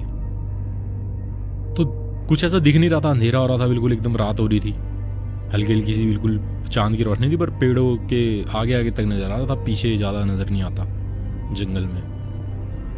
फिर जैसे ही मैंने ध्यान से थोड़ा देखा तो मुझे नज़र आया फिर दोबारा वही भेड़िया,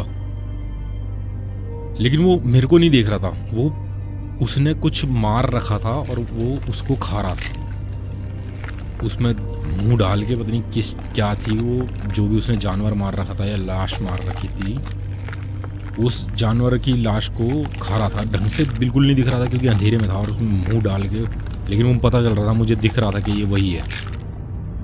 तो मैंने क्या किया, मैंने गन ली और उसकी तरफ तानी। मैंने कहा ये अब इसका काम तमाम करूँगा,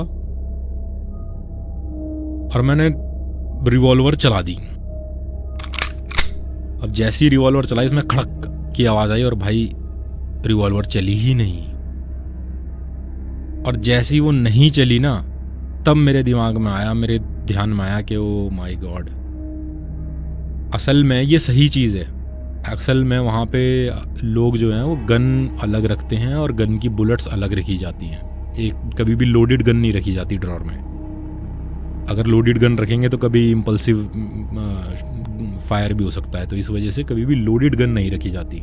ये कॉमन सा, मतलब वहाँ पर अब जो लोग रहते हैं उनको पता ही है ये चीज़, लेकिन मेरे ध्यान में थी नहीं ये चीज़।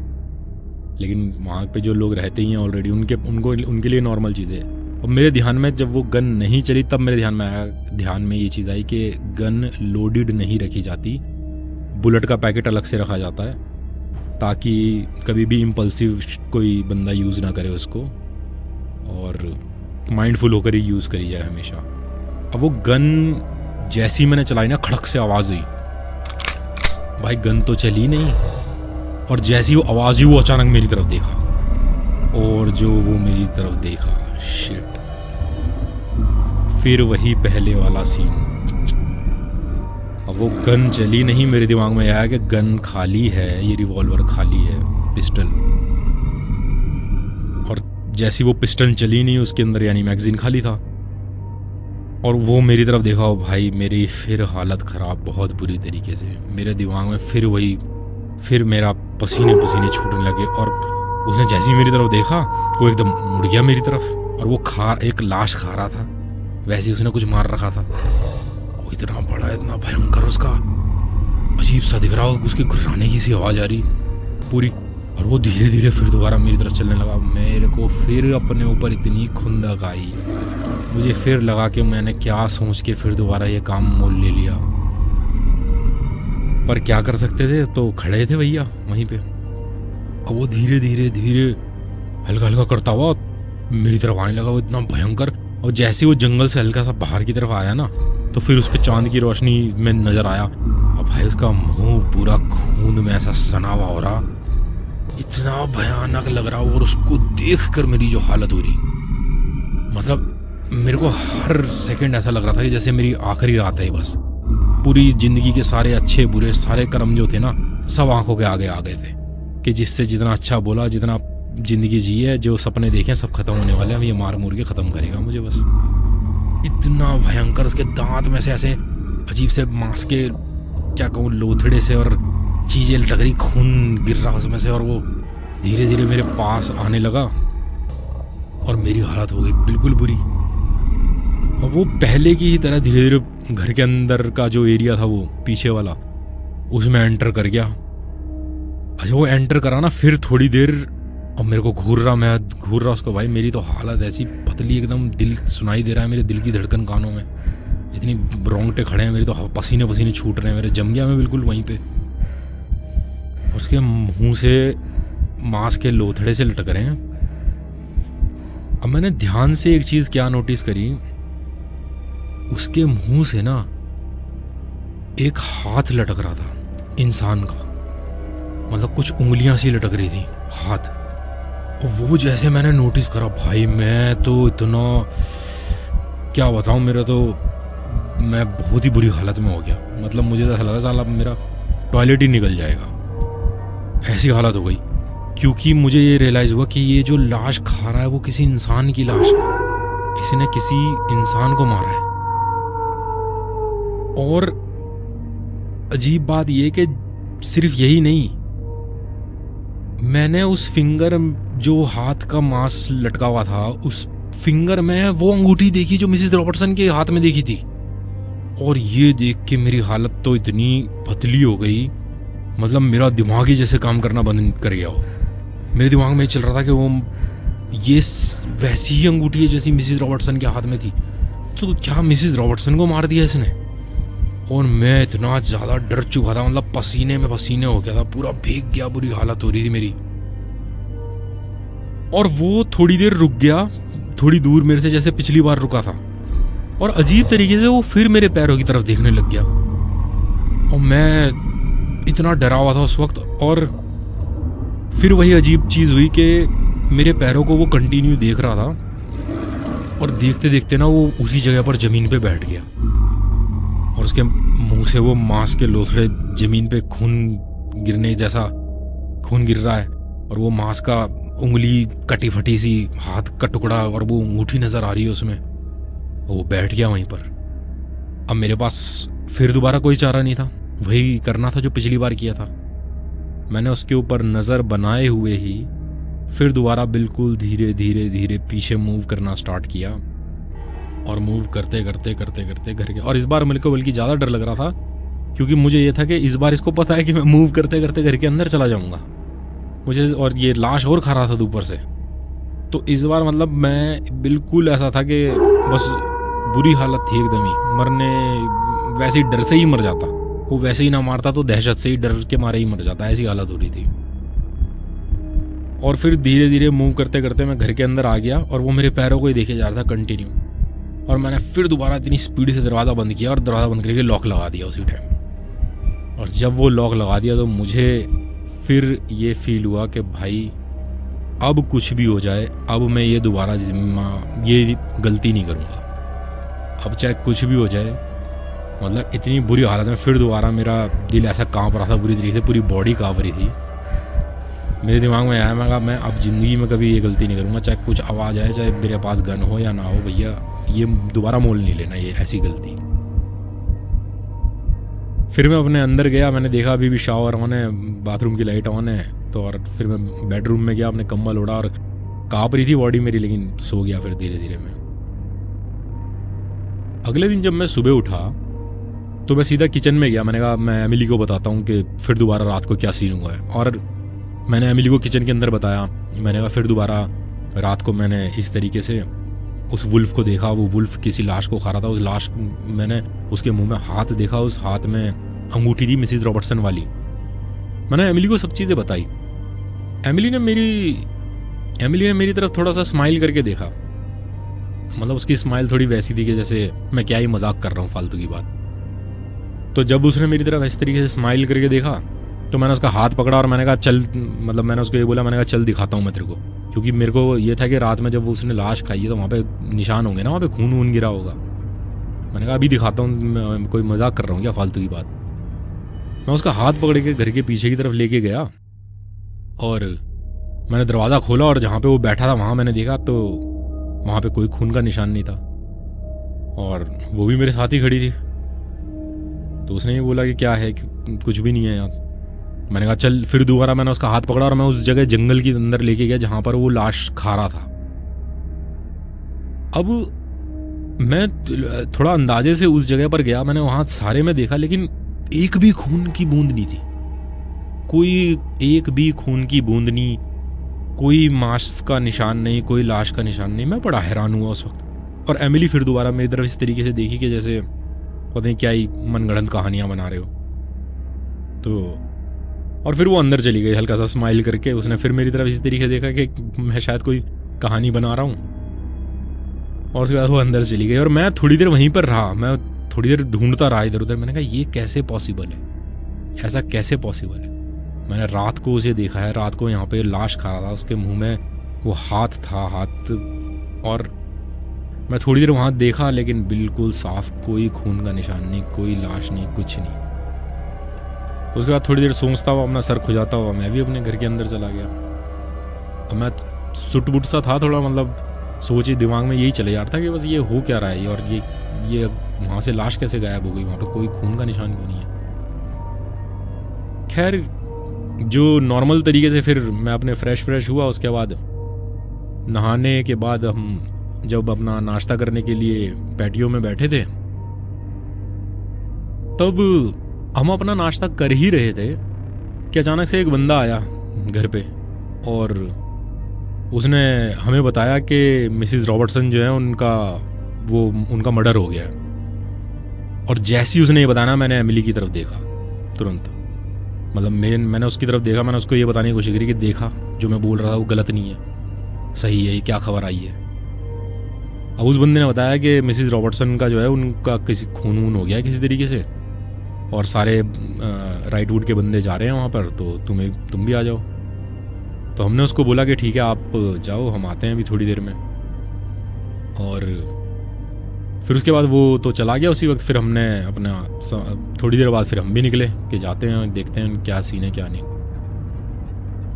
और उसके बाद जब हम मिस्टर एंड मिसेस रॉबर्टसन के घर पहुंचे तो वहाँ ऑलरेडी बहुत भीड़ इकट्ठा थी, राइटवुड के बहुत सारे लोग आए हुए थे, पुलिस भी आई हुई थी। और पुलिस ने कुछ घंटों के लिए घर को सील कर दिया था। उसके आर पार वो इन्वेस्टिगेशन वगैरह सी कर रहे थे जो उनको करनी थी, सबूत वगैरह लेने थे।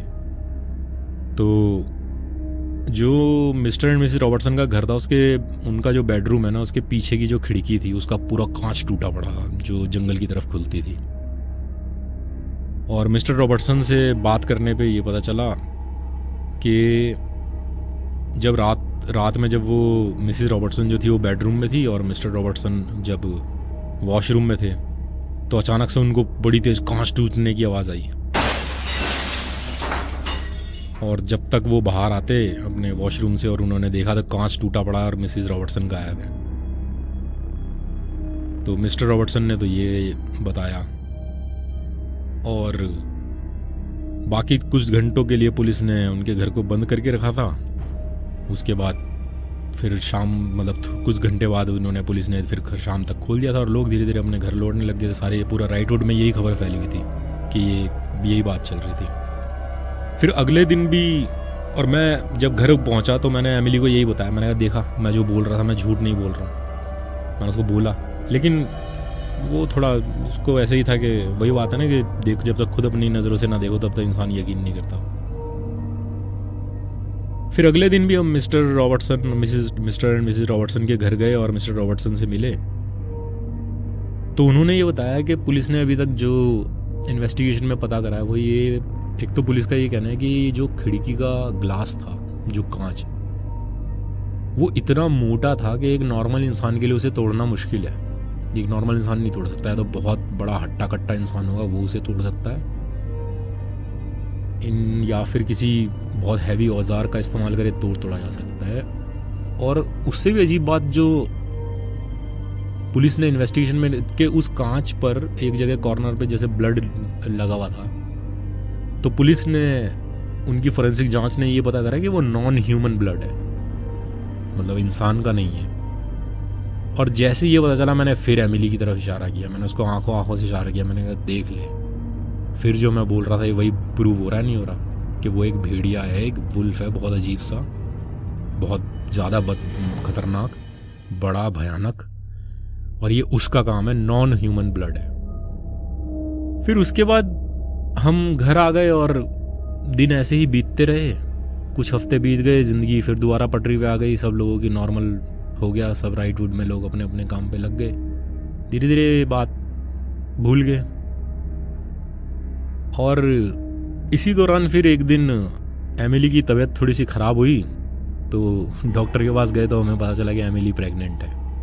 और मैं इस बात से बहुत खुश हुआ, एमिली भी बहुत खुश थी। हमने ये बात मॉम को बताई घर पे फ़ोन करके इंडिया में, तो मॉम भी बहुत खुश थी, प्रीति खुश थी, राहुल खुश था, हम सब बहुत खुश थे। एमिली प्रेग्नेंट थी और मतलब हमारी फैमिली एक स्टार्ट हो रही थी नई। तो धीरे धीरे ज़िंदगी फिर एकदम नॉर्मल पटरी पे आने लग गई। तो इसी तरह से कुछ दिन बीत गए और धीरे धीरे ज़िंदगी अपने पटरी पे आने लग गई, सब कुछ नॉर्मल होने लग गया। और जब से हमें पता चला था कि एमिली प्रेग्नेंट है, तब से मैं उसका अच्छे से और ज़्यादा ख्याल रखने लग गया। मैं उसे कोई भी हैवी काम करने नहीं देता था, सारे हैवी काम मैं ही करता था। और मतलब हम सब बहुत खुश थे, अब एक हमारी छोटी सी फैमिली होने वाली थी और इसी तरह से ज़िंदगी आगे बढ़ रही थी। पहले हम क्या करते थे कि दोपहर में हमेशा खाना खाने के बाद मैं और एमिली हमेशा वॉक पे जाते थे, या तो राइट वुड कंट्री क्लब जो है वहाँ चले जाते थे, अदरवाइज़ पीछे जंगल की तरफ हमेशा दोपहर में घूमने निकल लेते थे। पर जब से एमिली प्रेग्नेंट थी तब से कभी भी लॉन्ग वॉक पे मैं एमिली को मना कर देता था ना जाने के लिए, ताकि कभी कोई प्रॉब्लम ना हो। और जब भी मुझे लॉन्ग वॉक पे जाने का मन करता था तो मैं अकेला ही जाता था, और ये हमारा नॉर्मल रेगुलर का रूटीन था, तो मेरा तो था ही एटलीस्ट। तो लगभग कुछ हफ्ते बीत गए थे मिसिस रॉबर्टसन की उस खबर के बाद, और एक दिन ऐसे ही मैं दोपहर का खाना खाने के बाद टहलने के लिए जंगल की तरफ निकल गया। और काफ़ी देर टहलते टहलते, अब दूर दूर आप देखो अगर पहाड़ों पे, माउंटेन्स पे, तो आपको कोई ना कोई तो इंसान नज़र आता ही है, हर थोड़ी थोड़ी देर बाद कहीं दूर पे कोई ना कोई तो नज़र आता है। तो ऐसे ही दूर मुझे एक व्यक्ति नज़र आए, और जैसे ही मैंने उन्हें देखा तो उनकी कदकाठी से और बाल वगैरह से, कपड़ों से मेरे को हल्का सा अंदाज़ा हुआ कि ये तो मिस्टर रॉबर्टसन है। और जब मिसिस रॉबर्टसन के जाने के बाद हम उनसे उनके सेकंड डे मिले थे, उसके बाद से हम मिले नहीं मिस्टर रॉबर्टसन से। तो जैसे ही मैंने देखा कि मुझे लगा कि ये मिस्टर रॉबर्टसन है, मैंने उन्हें आवाज़ दी, और जैसे ही मैंने उन्हें आवाज़ दी तो वो एकदम मेरी तरफ घूम गए, और उन्होंने अपने आंखों पे ऐसे हाथ करके ऊपर, सूरज की रोशनी को जैसे रोकते हैं ना हाथों आंखों में आने से, तो ऐसे हाथ आंखों के ऊपर करते हुए एकदम मेरी तरफ देखा। और जैसे ही उन्होंने मेरी तरफ देखा तो मैं श्योर हो गया कि हाँ ये मिस्टर रॉबर्टसन है। और मैं फिर उसके बाद हल्का हल्का सा भागता हुआ उनकी तरफ गया। जब मैं उनके पास पहुंचा तो मैंने उनसे बात करी कि कैसे हैं और कैसी लाइफ चल रही है, मतलब उनका हाल चाल पूछा, क्योंकि फिर कई हफ्ते बाद ही मैं मिल रहा था उनसे। और तो ऐसे ही हम दोनों धीरे धीरे बात करते रहे। वो उन्होंने मेरे बारे में पूछा कि अब एमिली कैसी है, तुम कैसे हो, लाइफ कैसी चल रही है। मैंने उन्हें बताया कि एमिली प्रेग्नेंट है, तो वो उन्होंने भी मुझे बधाई दी। फिर धीरे धीरे हम नॉर्मल बात करने लगे। मैंने उनके घर के बारे में पूछा, उनकी फैमिली के बारे में, तो उन्होंने बताया कि उनकी एक बेटी है जो अब पढ़ाई के लिए बाहर गई हुई है, और ऐसे ही नॉर्मल बात कर रहे थे। फिर धीरे धीरे बात करते करते हम चलते रहे जंगल के आसपास, और एक बड़ा सा पत्थर आ गया। तो वो थोड़ा बैठने के हिसाब से अच्छा था, तो मैं और मिस्टर रॉबर्टसन वहीं बैठ गए और एक दूसरे से बात करने लगे। बात करते करते धीरे धीरे बात मिसिज़ रॉबर्टसन की आने लगी, और मिसिज़ रॉबर्टसन की बात करते करते मिस्टर रॉबर्टसन ने मुझे बताया कि वो दोनों इतने समय से एक दूसरे के साथ थे। वो दोनों कॉलेज में साथ पढ़ते थे, इनफैक्ट स्कूल भी साथ गए थे, और कॉलेज में थे, स्कूल में थे, तभी उन दोनों में आपस में प्यार होने लगा था, और वो पूरी ज़िंदगी साथ रहे। मतलब ऐसी स्टोरी थी उन दोनों की। और ये कहानी बताते बताते मिस्टर रॉबर्टसन जो है वो बहुत ज़्यादा भावुक हो गए, बहुत ज़्यादा इमोशनल हो गए, और धीरे धीरे वो अपने दिनचर्या की बातें कि कैसे मिसेस रॉबर्टसन उनको छेड़ती थी और किस तरीके से वो घर में एक दूसरे से मजाक करते थे, ये सारी बातें करते करते बहुत ज़्यादा इमोशनल हो गए और धीरे धीरे रोने लगे। अब जब वो रोने लगे, हल्का हल्का सा उनकी आंखों से आंसू मुझे दिख रहे, तो मैंने उनको थोड़ा सा दिलासा दिया और थोड़ा समझाया। अब होता क्या है, इंसान जब कभी कभी बहुत ज़्यादा इमोशनल हो जाता है ना, तो इमोशंस में वो कुछ ऐसी चीज़ें बता देता है या कुछ ऐसे काम करता है जो नॉर्मली नहीं करता, क्योंकि नॉर्मली उसके दिमाग में हमेशा वो फिल्टर्स ऑन रहते हैं कि क्या बातें बोलनी है और क्या नहीं बोलनी। लेकिन कभी कभी जब इंसान इमोशनल होता है तब वो फिल्टर्स गायब हो जाते हैं और वो लॉजिकल ब्रेन उतना अच्छे से काम नहीं करता जितना नॉर्मल तरीके से करता है। तो जब वो अचानक, जैसे ही मैंने उनको दिलासा देने की कोशिश करी, तो वो मेरे कंधे पे सर रख के और रो रहे थे। अब रोते रोते उन्होंने मुझे कुछ ऐसी बातें बताई जो मेरा सर घूम गया। रोते रोते जब वो रो रहे थे मेरे कंधे पे सर रख के, तभी अचानक से उन्होंने अपना सर ऊपर किया और मुझसे ये बोला कि ये सब एमिली ने किया है। जैसे ही उन्होंने ये बोला, मैं थोड़ा हैरानी से एकदम उनकी तरफ देखने लगा, और मुझे हैरानी से इस तरीके से कि मुझे समझ नहीं आया कि रिएक्शन क्या करूं, ये अच्छी बात है, बुरी बात है क्या। मैं बस सुन रहा था। और वो रोते रोते बिलखते बिलखते से मेरे से बोलने लगे, कह रहे बेटा ये सब एमिली ने किया है, तुम्हें नहीं पता, तुम एक खतरे में जी रहे हो। मैं उनकी बात थोड़ा आराम से धीरे धीरे सुनने लगा कि ये क्या बोल रहे हैं। तब उन्होंने मुझे क्या बताया, उन्होंने कहा कि बेटा ये सब एमिली ने किया है। एमिली हर फुल मून की नाइट को, यानी हर पूर्णमासी की रात को, एक खूंखार भेड़िए में तब्दील हो जाती है। उसके ऊपर ये श्राप है। अब मैं उनकी बात को थोड़ा सुन रहा था और समझ नहीं आ रहा था रिएक्शन क्या करूं, ये कैसी अजीबोगरीब बात है। उन्होंने मुझे ये कहा कि हम राइटवुड में सबसे पुराने हैं, हम सबको जानते हैं राइटवुड में।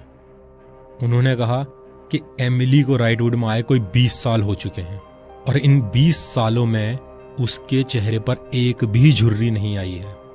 वो लड़की बूढ़ी नहीं होती है बिल्कुल भी। उन्होंने मुझसे ये कहा कि हर पूर्णमासी की रात को वो एक खूंखार जानवर में बदल जाती है, एक भेड़िए में, और उसके बाद शिकार करती है। मैं उनकी बात सुन ही रहा था, तभी उन्होंने मुझे ये बताया कि मिसेस रॉबर्टसन तुम्हें बचाना चाहती थी, इसलिए वो तुम्हें ये बात बार बार बताना चाहती थी।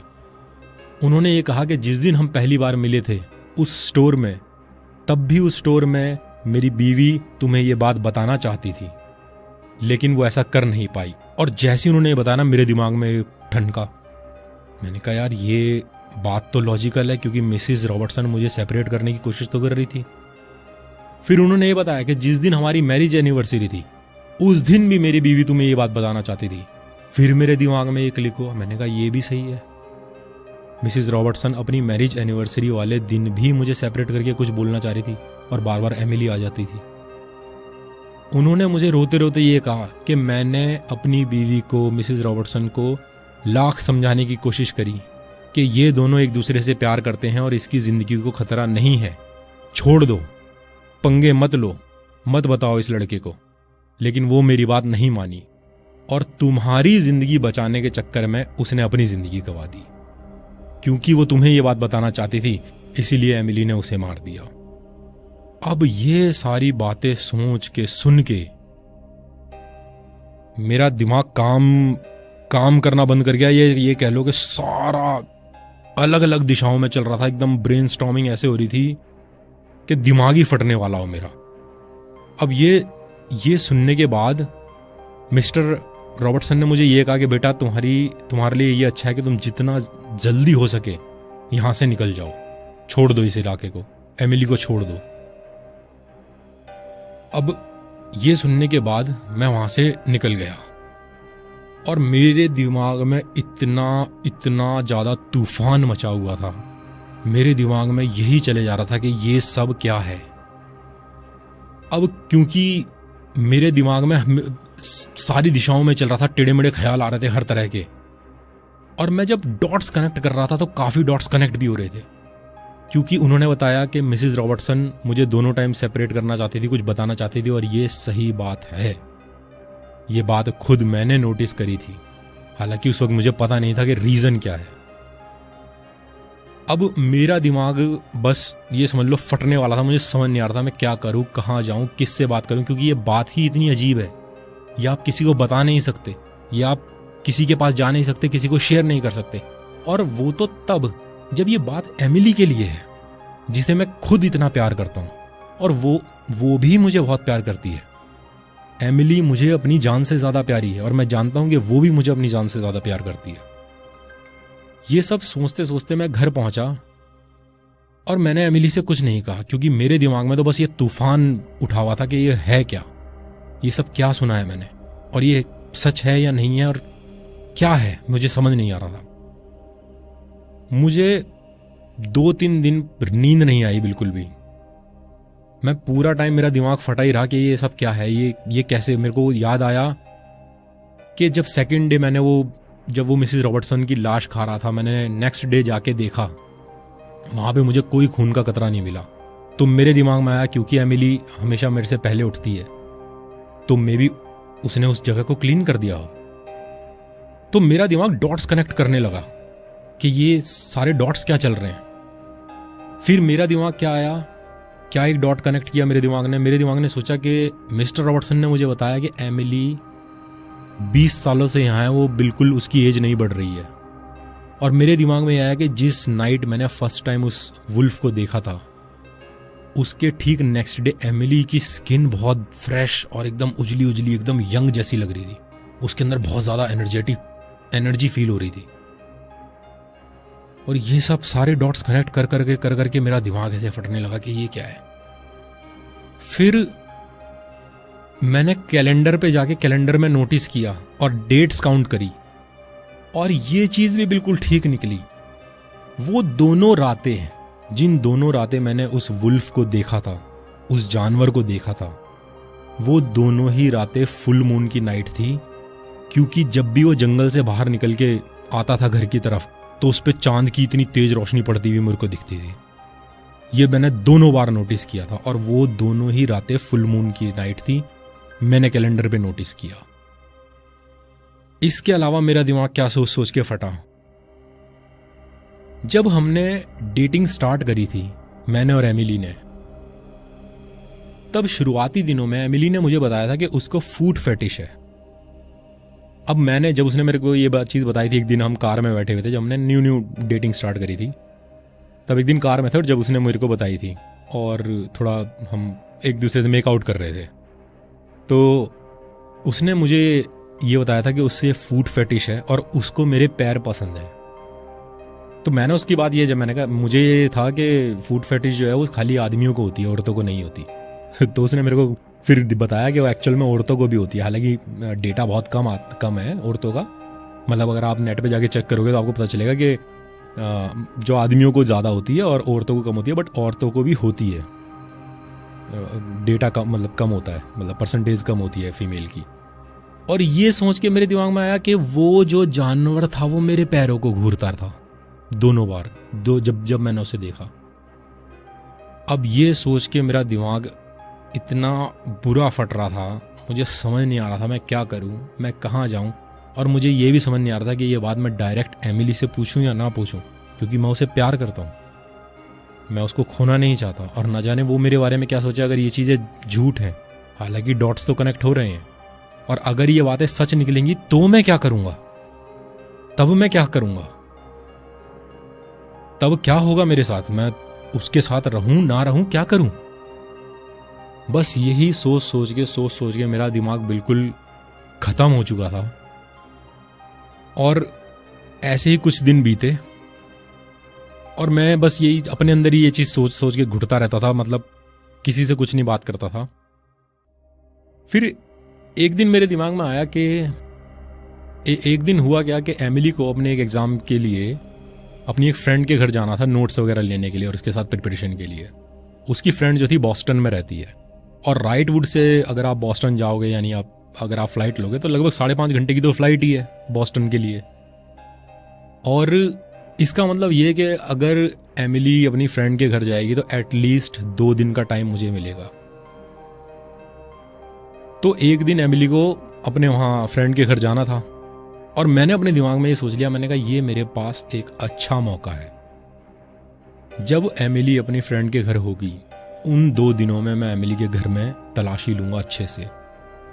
ज़रूर मुझे कोई ना कोई ऐसा सुराग तो मिलना ही चाहिए जो मुझे इन सारी चीज़ों की हकीकत बता दे। और मैंने ऐसा ही किया। फिर वो दिन आया जिस एक दिन शाम को फ़्लाइट थी बॉस्टन के लिए, तो मैं एमिली को एयरपोर्ट ड्रॉप करके आया घर में। और आने के तुरंत बाद ही मैंने ये डिसाइड कर लिया कि ये 2 दिन मैं पूरा एमिली के घर को अच्छे से खंगालूंगा, ढूंढूंगा और कहीं ना कहीं ज़रूर मुझे कोई ऐसा सुराग मिलेगा जिससे मुझे पता चले कि इन सारी मुसीबतों की जड़ क्या है, आखिर सच्चाई है क्या। जिस रात मैं एमिली को एयरपोर्ट ड्रॉप करके आया, उस रात सोते वक्त मैंने ये सोच लिया कि मुझे पता है 2 दिन से पहले एमिली नहीं आएगी क्योंकि उसकी रिटर्न टिकट ही 2 दिन के बाद की थी। तो मैंने सोच लिया कि ये 2 दिन मेरे पास हैं और ये 2 दिन मैं अच्छे से उसके घर की तलाशी लूँगा और ढूंढने की कोशिश करूँगा कि मुझे कोई ऐसा सबूत मिले जिससे मुझे सच्चाई का पता चले। फिर ऐसा ही हुआ। जब अगली सुबह मैं उठा तो मैंने उसके पूरे घर की तलाशी लेना शुरू किया। हर चीज़ को अच्छे से, सारे कमरों को, सारी अलमारियाँ, सारे रैक वगैरह, पूरे घर को बहुत अच्छे से तलाशा। ये ढूंढने की कोशिश करी कि कहीं मुझे कोई ऐसा सबूत मिले या कोई ऐसी चीज़ मिले जिससे मुझे पता चले कि आखिर सच्चाई क्या है। वो पूरा दिन मैंने पूरा घर छान मारा पर मुझे कहीं भी कुछ भी नहीं मिला। अब शाम को थक हार के जब मैं डिनर कर रहा था तो डाइनिंग टेबल पे डिनर करते करते मैं बाहर की तरफ देख रहा था खिड़की से, और बाहर जो रोड जा रही है उस पर इक्का दुक्का कभी कभी कोई गाड़ी जाती है, ज़्यादा गाड़ियाँ नहीं जाती वहाँ पे। बाहर की तरफ देखते देखते अचानक मेरी नज़र उस रोड पर बने मैनहोल पर गई। मैनहोल मतलब जो सीवर होता है, सीवर का ढक्कन, उस तरह का। मैं खाना खा रहा था और खाते खाते जैसी मेरी नज़र उस मैनहोल पे गई तो अचानक मेरे दिमाग की बत्ती जली। और बत्ती इसलिए जली क्योंकि मेरे दिमाग में आया कि एमिली के घर में असल में बेसमेंट भी तो है और बेसमेंट में तो मैंने सर्च ही नहीं किया। तो मैंने फिर ये डिसाइड किया कि अब मेरे पास जो 1 दिन बचा है, मेरे पास 1 ही दिन का टाइम है अब एमिली के घर की बेसमेंट चेक करने के लिए, क्योंकि मैंने पूरा घर छान मारा लेकिन मैं बेसमेंट चेक करना ही भूल गया। फिर अगले दिन जब मैं सुबह उठा तो मैंने यही किया। एमिली के घर की जो बेसमेंट है वहाँ जाने का रास्ता जो है घर के पीछे की तरफ से ही है। तो जो वो जहाँ पे वो कबाड़ वबाड़ पड़ा है उसी में जो आप दरवाज़ा खोल के बाहर जाते हो, राइट साइड पे जाके दोबारा अंदर की तरफ जाने का रास्ता है। और जो बेसमेंट में जाने का रास्ता है उसमें आप एक बहुत बड़ा ढक्कन है मैनहोल की तरह ही, मतलब चौकोर लकड़ी का ढक्कन है, चेन बंधी हुई है उससे। वो चेन पकड़ के आप खींचते हो तो वो पूरा पूरा बाहर आ जाता है ढक्कन, और उसके बाद सीढ़ियाँ नीचे जाती हुई आपको नज़र आती हैं। तो मैं अगले दिन उठा, सुबह हो चुकी थी, सूरज निकल गया था। मैंने उस ढक्कन को हटाया और मेरे पास टॉर्च थी। मैं धीरे धीरे धीरे सीढ़ियाँ उतरता हुआ नीचे आ गया। नीचे सारे में अंधेरा था लेकिन मैंने टॉर्च से देखा तो एक जगह पुराना स्विच लगा हुआ था, ऑन ऑफ करने वाला, जिसको पकड़ के ऐसे ऊपर नीचे करते हैं ना, उस टाइप का। मैंने स्विच को जैसे ही ऊपर किया सारी लाइट्स ऑन हो गई। 3-4 बल्ब थे उस पूरी बेसमेंट के अंदर लगे हुए। बल्ब जल गए, पुराने ज़माने टाइप के से बल्ब थे जो येलो कलर की रोशनी देते थे। और मैंने देखा कि सारे में पुराना सामान पड़ा है, मशीनरी सी पड़ी है, रैक लगे हुए हैं बहुत सारे, उनमें किताबें पड़ी हैं। स्टोर का मतलब किसी घर का पुराना धुराना जैसा सामान होता है वैसा ही पूरे बेसमेंट में भरा हुआ था। धीरे धीरे मैं चीज़ों को देखने लगा और पढ़ने लगा कि क्या है क्या नहीं। बहुत सारी बुक्स थी वहाँ पे रैक्स के अंदर, पुराना सामान था, मशीनरी थी, पुराने इक्विपमेंट्स वगैरह चीज़ें थी, जैसे एक नॉर्मल घर के किसी स्टोर रूम में किसी बेसमेंट में होता है वैसा ही सामान था। अब वहाँ पे बुक्स काफ़ी थी, तो मैं यही जानना चाहता था कि कुछ नॉलेज मिले कुछ, तो मैं कुछ बुक्स को उठा के धीरे धीरे देखने लगा। तो मैंने ऐसी बुक्स में देख ही रहा था, मैंने देखा उन बुक्स को देखते देखते मैंने नोटिस किया कि उन बुक्स का जो कवर है वो थोड़ा अलग सा है, मतलब थोड़ा अलग ही तरह का कलर, मतलब कवर है बुक्स का, अजीब सा टेक्सचर है उसका। और काफ़ी सारी बुक्स थी वहाँ पे, अलग अलग रैक्स में रखी हुई थी। जिस भी बुक को मैं उठाता था तो कभी किसी में कोई किसी तरह की बुक्स थी, कोई किसी तरह की बुक थी। कवर सबका एक जैसा सा था पर कलर अलग अलग था, किसी का डार्क किसी का, लेकिन कवर थोड़ा अजीब था, मैंने नोटिस नहीं किया इतना। फिर ऐसी एक मैं बुक को पढ़ ही रहा था, अचानक मेरी नज़र गई कि साथ में ही एक बुक्स के ढेर के अंदर की तरफ एक छोटी सी तिजोरी रखी है। और वो छोटी सी तिजोरी वैसी थी जैसे पुराने ज़माने में लकड़ी की बनती है ना, मतलब मेटल की नहीं थी, लकड़ी की, जैसे जिसका ढक्कन ऊपर की तरफ खुलता है, जैसे संदूक का खुलता है, ऐसे ही छोटी सी थी। तो और मैंने वो बाहर निकाली और उसमें एक ताला लगा हुआ था। अब मैंने इधर उधर थोड़ी नज़र दौड़ाई अपनी, तो साथ वाले रैक पर ही ऊपर की तरफ रखी हुई चाबी भी दिख गई। मैंने वो चाबी निकाली, उसका ताला खोला और ओपन किया उसको, चेस्ट को, तिजोरी को। अजो उसको मैंने ओपन किया तो उसमें एक किताब, डायरी सी रखी हुई थी। उस डायरी के अंदर 2-4 पेजेस से थे, असल में वो फोटोज थी। और उनके साथ में ही उस तिजोरी में एक अंगूठी पड़ी थी, वही अंगूठी मिसेस रॉबर्टसन वाली। अब जैसे ही मैंने उस अंगूठी को देखा ना, सच्चाई धीरे धीरे बिल्कुल क्लियर होने लग रही थी, क्योंकि ये अंगूठी मिसेस रॉबर्टसन की थी। मिसेस रॉबर्टसन को उस भेड़िए ने मार दिया था, उसके मुंह में भी मुझे ये अंगूठी दिखी थी लटकती हुई, और अब ये अंगूठी यहाँ है। तो सच्चाई तो धीरे धीरे साफ हो ही रही थी। मैंने उस अंगूठी को वापस उस तिजोरी में रखा और उस डायरी को पढ़ने लगा। उस डायरी में जो नोट्स लिखे हुए थे वो बड़ी अजीब सी भाषा थी।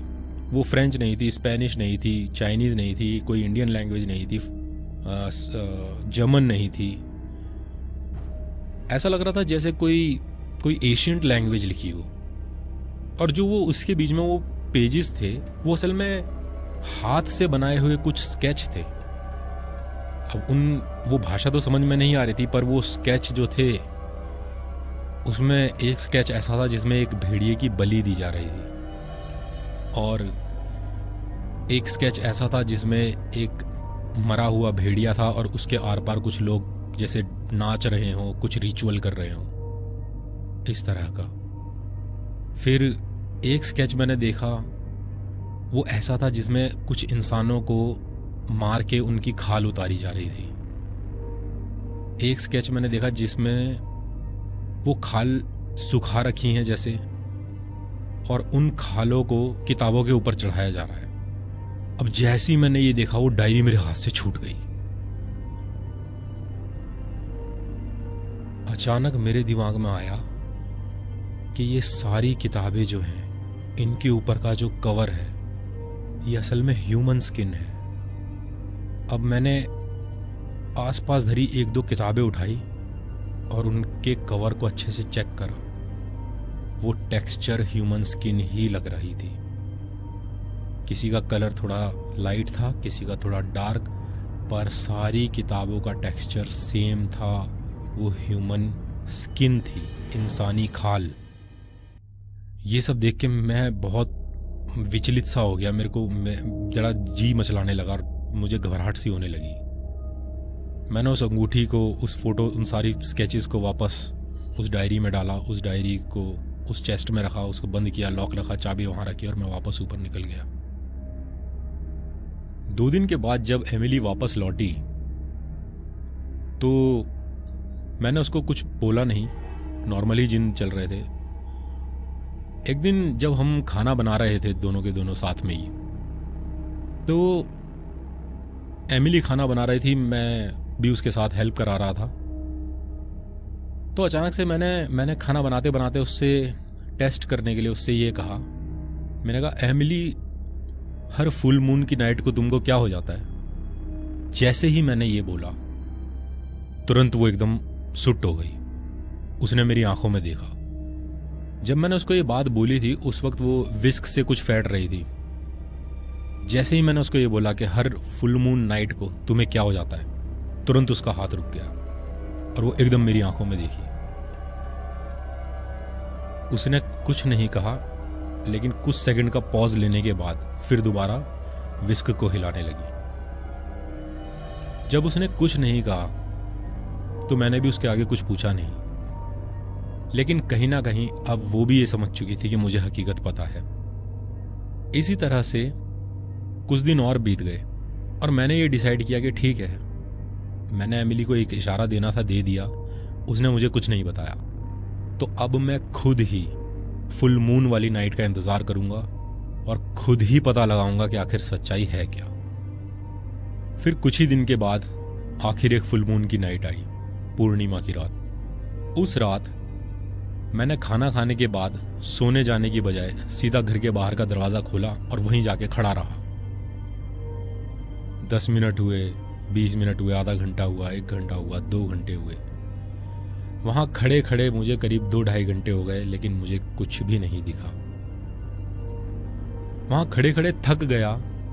उसके बाद मैंने डिसाइड किया कि मुझे अंदर चले जाना चाहिए, शायद वो नहीं आने वाला या नहीं दिखने वाला, और क्या सच्चाई है वो मुझे शायद नहीं पता चलेगी। जो भी है, जब 2-2.5 घंटे हो गए उसके बाद मैंने अंदर जाने का सोचा। मैं अंदर गया और जैसे ही मैंने दरवाज़ा बंद करके पीछे की तरफ मुड़ा, मैंने देखा एमिली वहीं खड़ी है और वो मुझे घूर रही है। अचानक से मैं थोड़ा डर गया। मैंने उससे पूछा, एमिली क्या हुआ तुम्हें? उसने कोई जवाब नहीं दिया और सिर्फ मुझे घूरती रही। अचानक मेरे दिल की धड़कन थोड़ी तेज होने लगी उसकी ये हरकत देख के। मैंने थोड़ी सी हिम्मत जुटा के उससे फिर पूछा, मैंने कहा, एमिली तुम ठीक हो? क्या हुआ है तुम्हें? उसने मुझे कोई जवाब नहीं दिया और सिर्फ मेरी आंखों में घूर रही थी। मैं थोड़ा डर सा गया। उसके बाद जो उसने किया,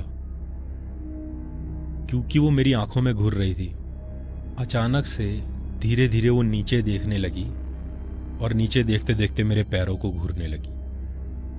जैसे ही उसने मेरे पैरों की तरफ घूरा, मैं अचानक से पीछे हो गया और दीवार से टच हो गया। मुझे डर लगने लगा और मेरे पैरों को देखते ही देखते अचानक वो धीरे धीरे जमीन पर बैठ गई। ये देखने के बाद जो मेरी बुरी हालत हुई है, मतलब मेरा डर से जैसे मैं कांप गया पूरी तरीके से, अंदर तक से रूह कांप गई मेरी। अब मैं धीरे धीरे साइड से होता होता उसके पास से अंदर की तरफ भागा। वो गर्दन घुमा के मेरे पैरों को घूरती रही जमीन पे बैठी बैठी। मैं अंदर बेडरूम में भागा और कंबल अपने सर के नीचे दबा के लेट गया और कांपते कांपते ही मुझे नींद आ गई। जब अगले दिन मैं उठा और किचन में गया, तो जैसे ही मैं किचन में गया, एमिली ने मेरी आंखों में देखा। हम दोनों एक दूसरे से कुछ भी नहीं बोल रहे थे, लेकिन कुछ ना बोलते हुए भी सब कुछ बोल रहे थे। मुझे पता था कि इन सब के पीछे वही है, और एमिली को यह पता था कि मैं ये सब जान चुका हूं। जब मैं उसके पास गया तो वो सिर्फ मुझसे नजरें चुरा रही थी, और फिर मैंने उसके दोनों हाथ पकड़े, चेयर अपनी तरफ खींची और उसे अपने सामने बिठा लिया। जैसे ही मैंने उसके हाथों को अपने हाथों में लिया, अचानक से वो रोने लगी। उसे रोता देख के मैंने उससे कुछ नहीं पूछा, सिर्फ उससे ये कहा कि मैंने बेसमेंट में उस चेस्ट के अंदर वो डायरी देखी है, वो सारे स्केचेस देखे हैं, और मिसिस रॉबर्टसन वाली वो अंगूठी भी देखी है। वो रो रही थी, लेकिन रोते रोते उसने फिर अपने हाथों से अपने आंसुओं को पूछा और खड़ी होके खाना बनाने में लग गई। और फिर अचानक से पॉज लेके उसने मेरी तरफ देख के बस ये कहा कि जब सही वक्त आएगा तब मैं खुद तुम्हें सब कुछ बता दूंगी, लेकिन मुझसे कभी कुछ मत पूछना।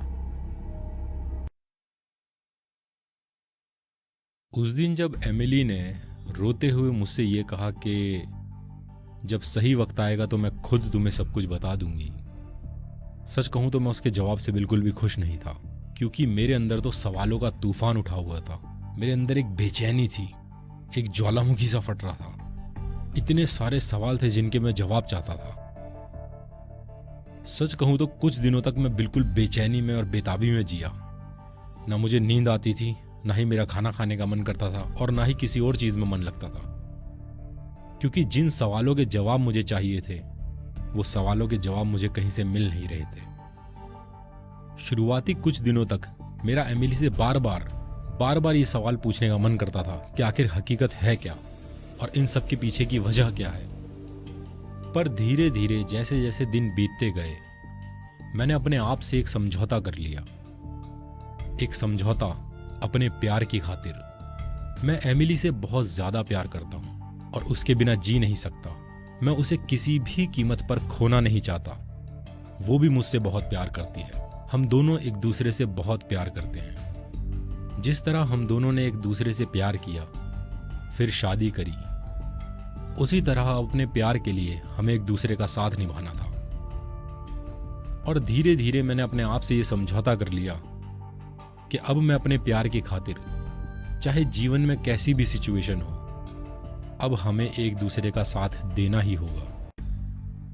और आखिर यही तो सच्चे प्यार की निशानी है कि आप किसी भी परिस्थिति में हो, लेकिन आप जिससे प्यार करते हैं आप उसका साथ कभी नहीं छोड़ते। सच कहूं तो जैसे जैसे दिन बीतते गए, मुझे इस तरह से जीने की आदत सी होती गई। एमिली का हर पूर्णमासी की रात को अपना रूप बदलना और बाहर शिकार के लिए जाना मेरे लिए जैसे एक नॉर्मल सी बात हो गई। मुझे इस चीज से मानो कोई फर्क ही नहीं पड़ता था। हाँ, कभी कभी मेरे मन में फिर दोबारा ये ख्याल आते थे कि मैं उससे इन सब चीजों की वजह पूछूं, लेकिन फिर दोबारा मैं खुद से संतोष कर लेता था। मुझे याद है एक रात जब मैं सो रहा था और प्यास से मेरी आंख खुली, तो यूजुअली हम अपने बेड के पास ही एक बोतल रखते हैं पानी की भरी हुई, पर उस रात जब मेरी आंख खुली तो मैंने पानी की बोतल देखा और वो बोतल खाली थी। मैंने घड़ी की तरफ समय देखा तो सुबह के 4 बजने वाले थे। पानी की बोतल लेने के लिए किचन से मैं जैसे ही हॉल में गया तो मैंने देखा कि हॉल के पूरे फर्श पे खून फैला हुआ है। ये देख के एकदम मेरे को थोड़ा सा धक्का लगा। उस सारे खून में इस तरह के निशान बने थे कि मानो कोई किसी लाश को खींचकर किचन की तरफ लेकर गया है।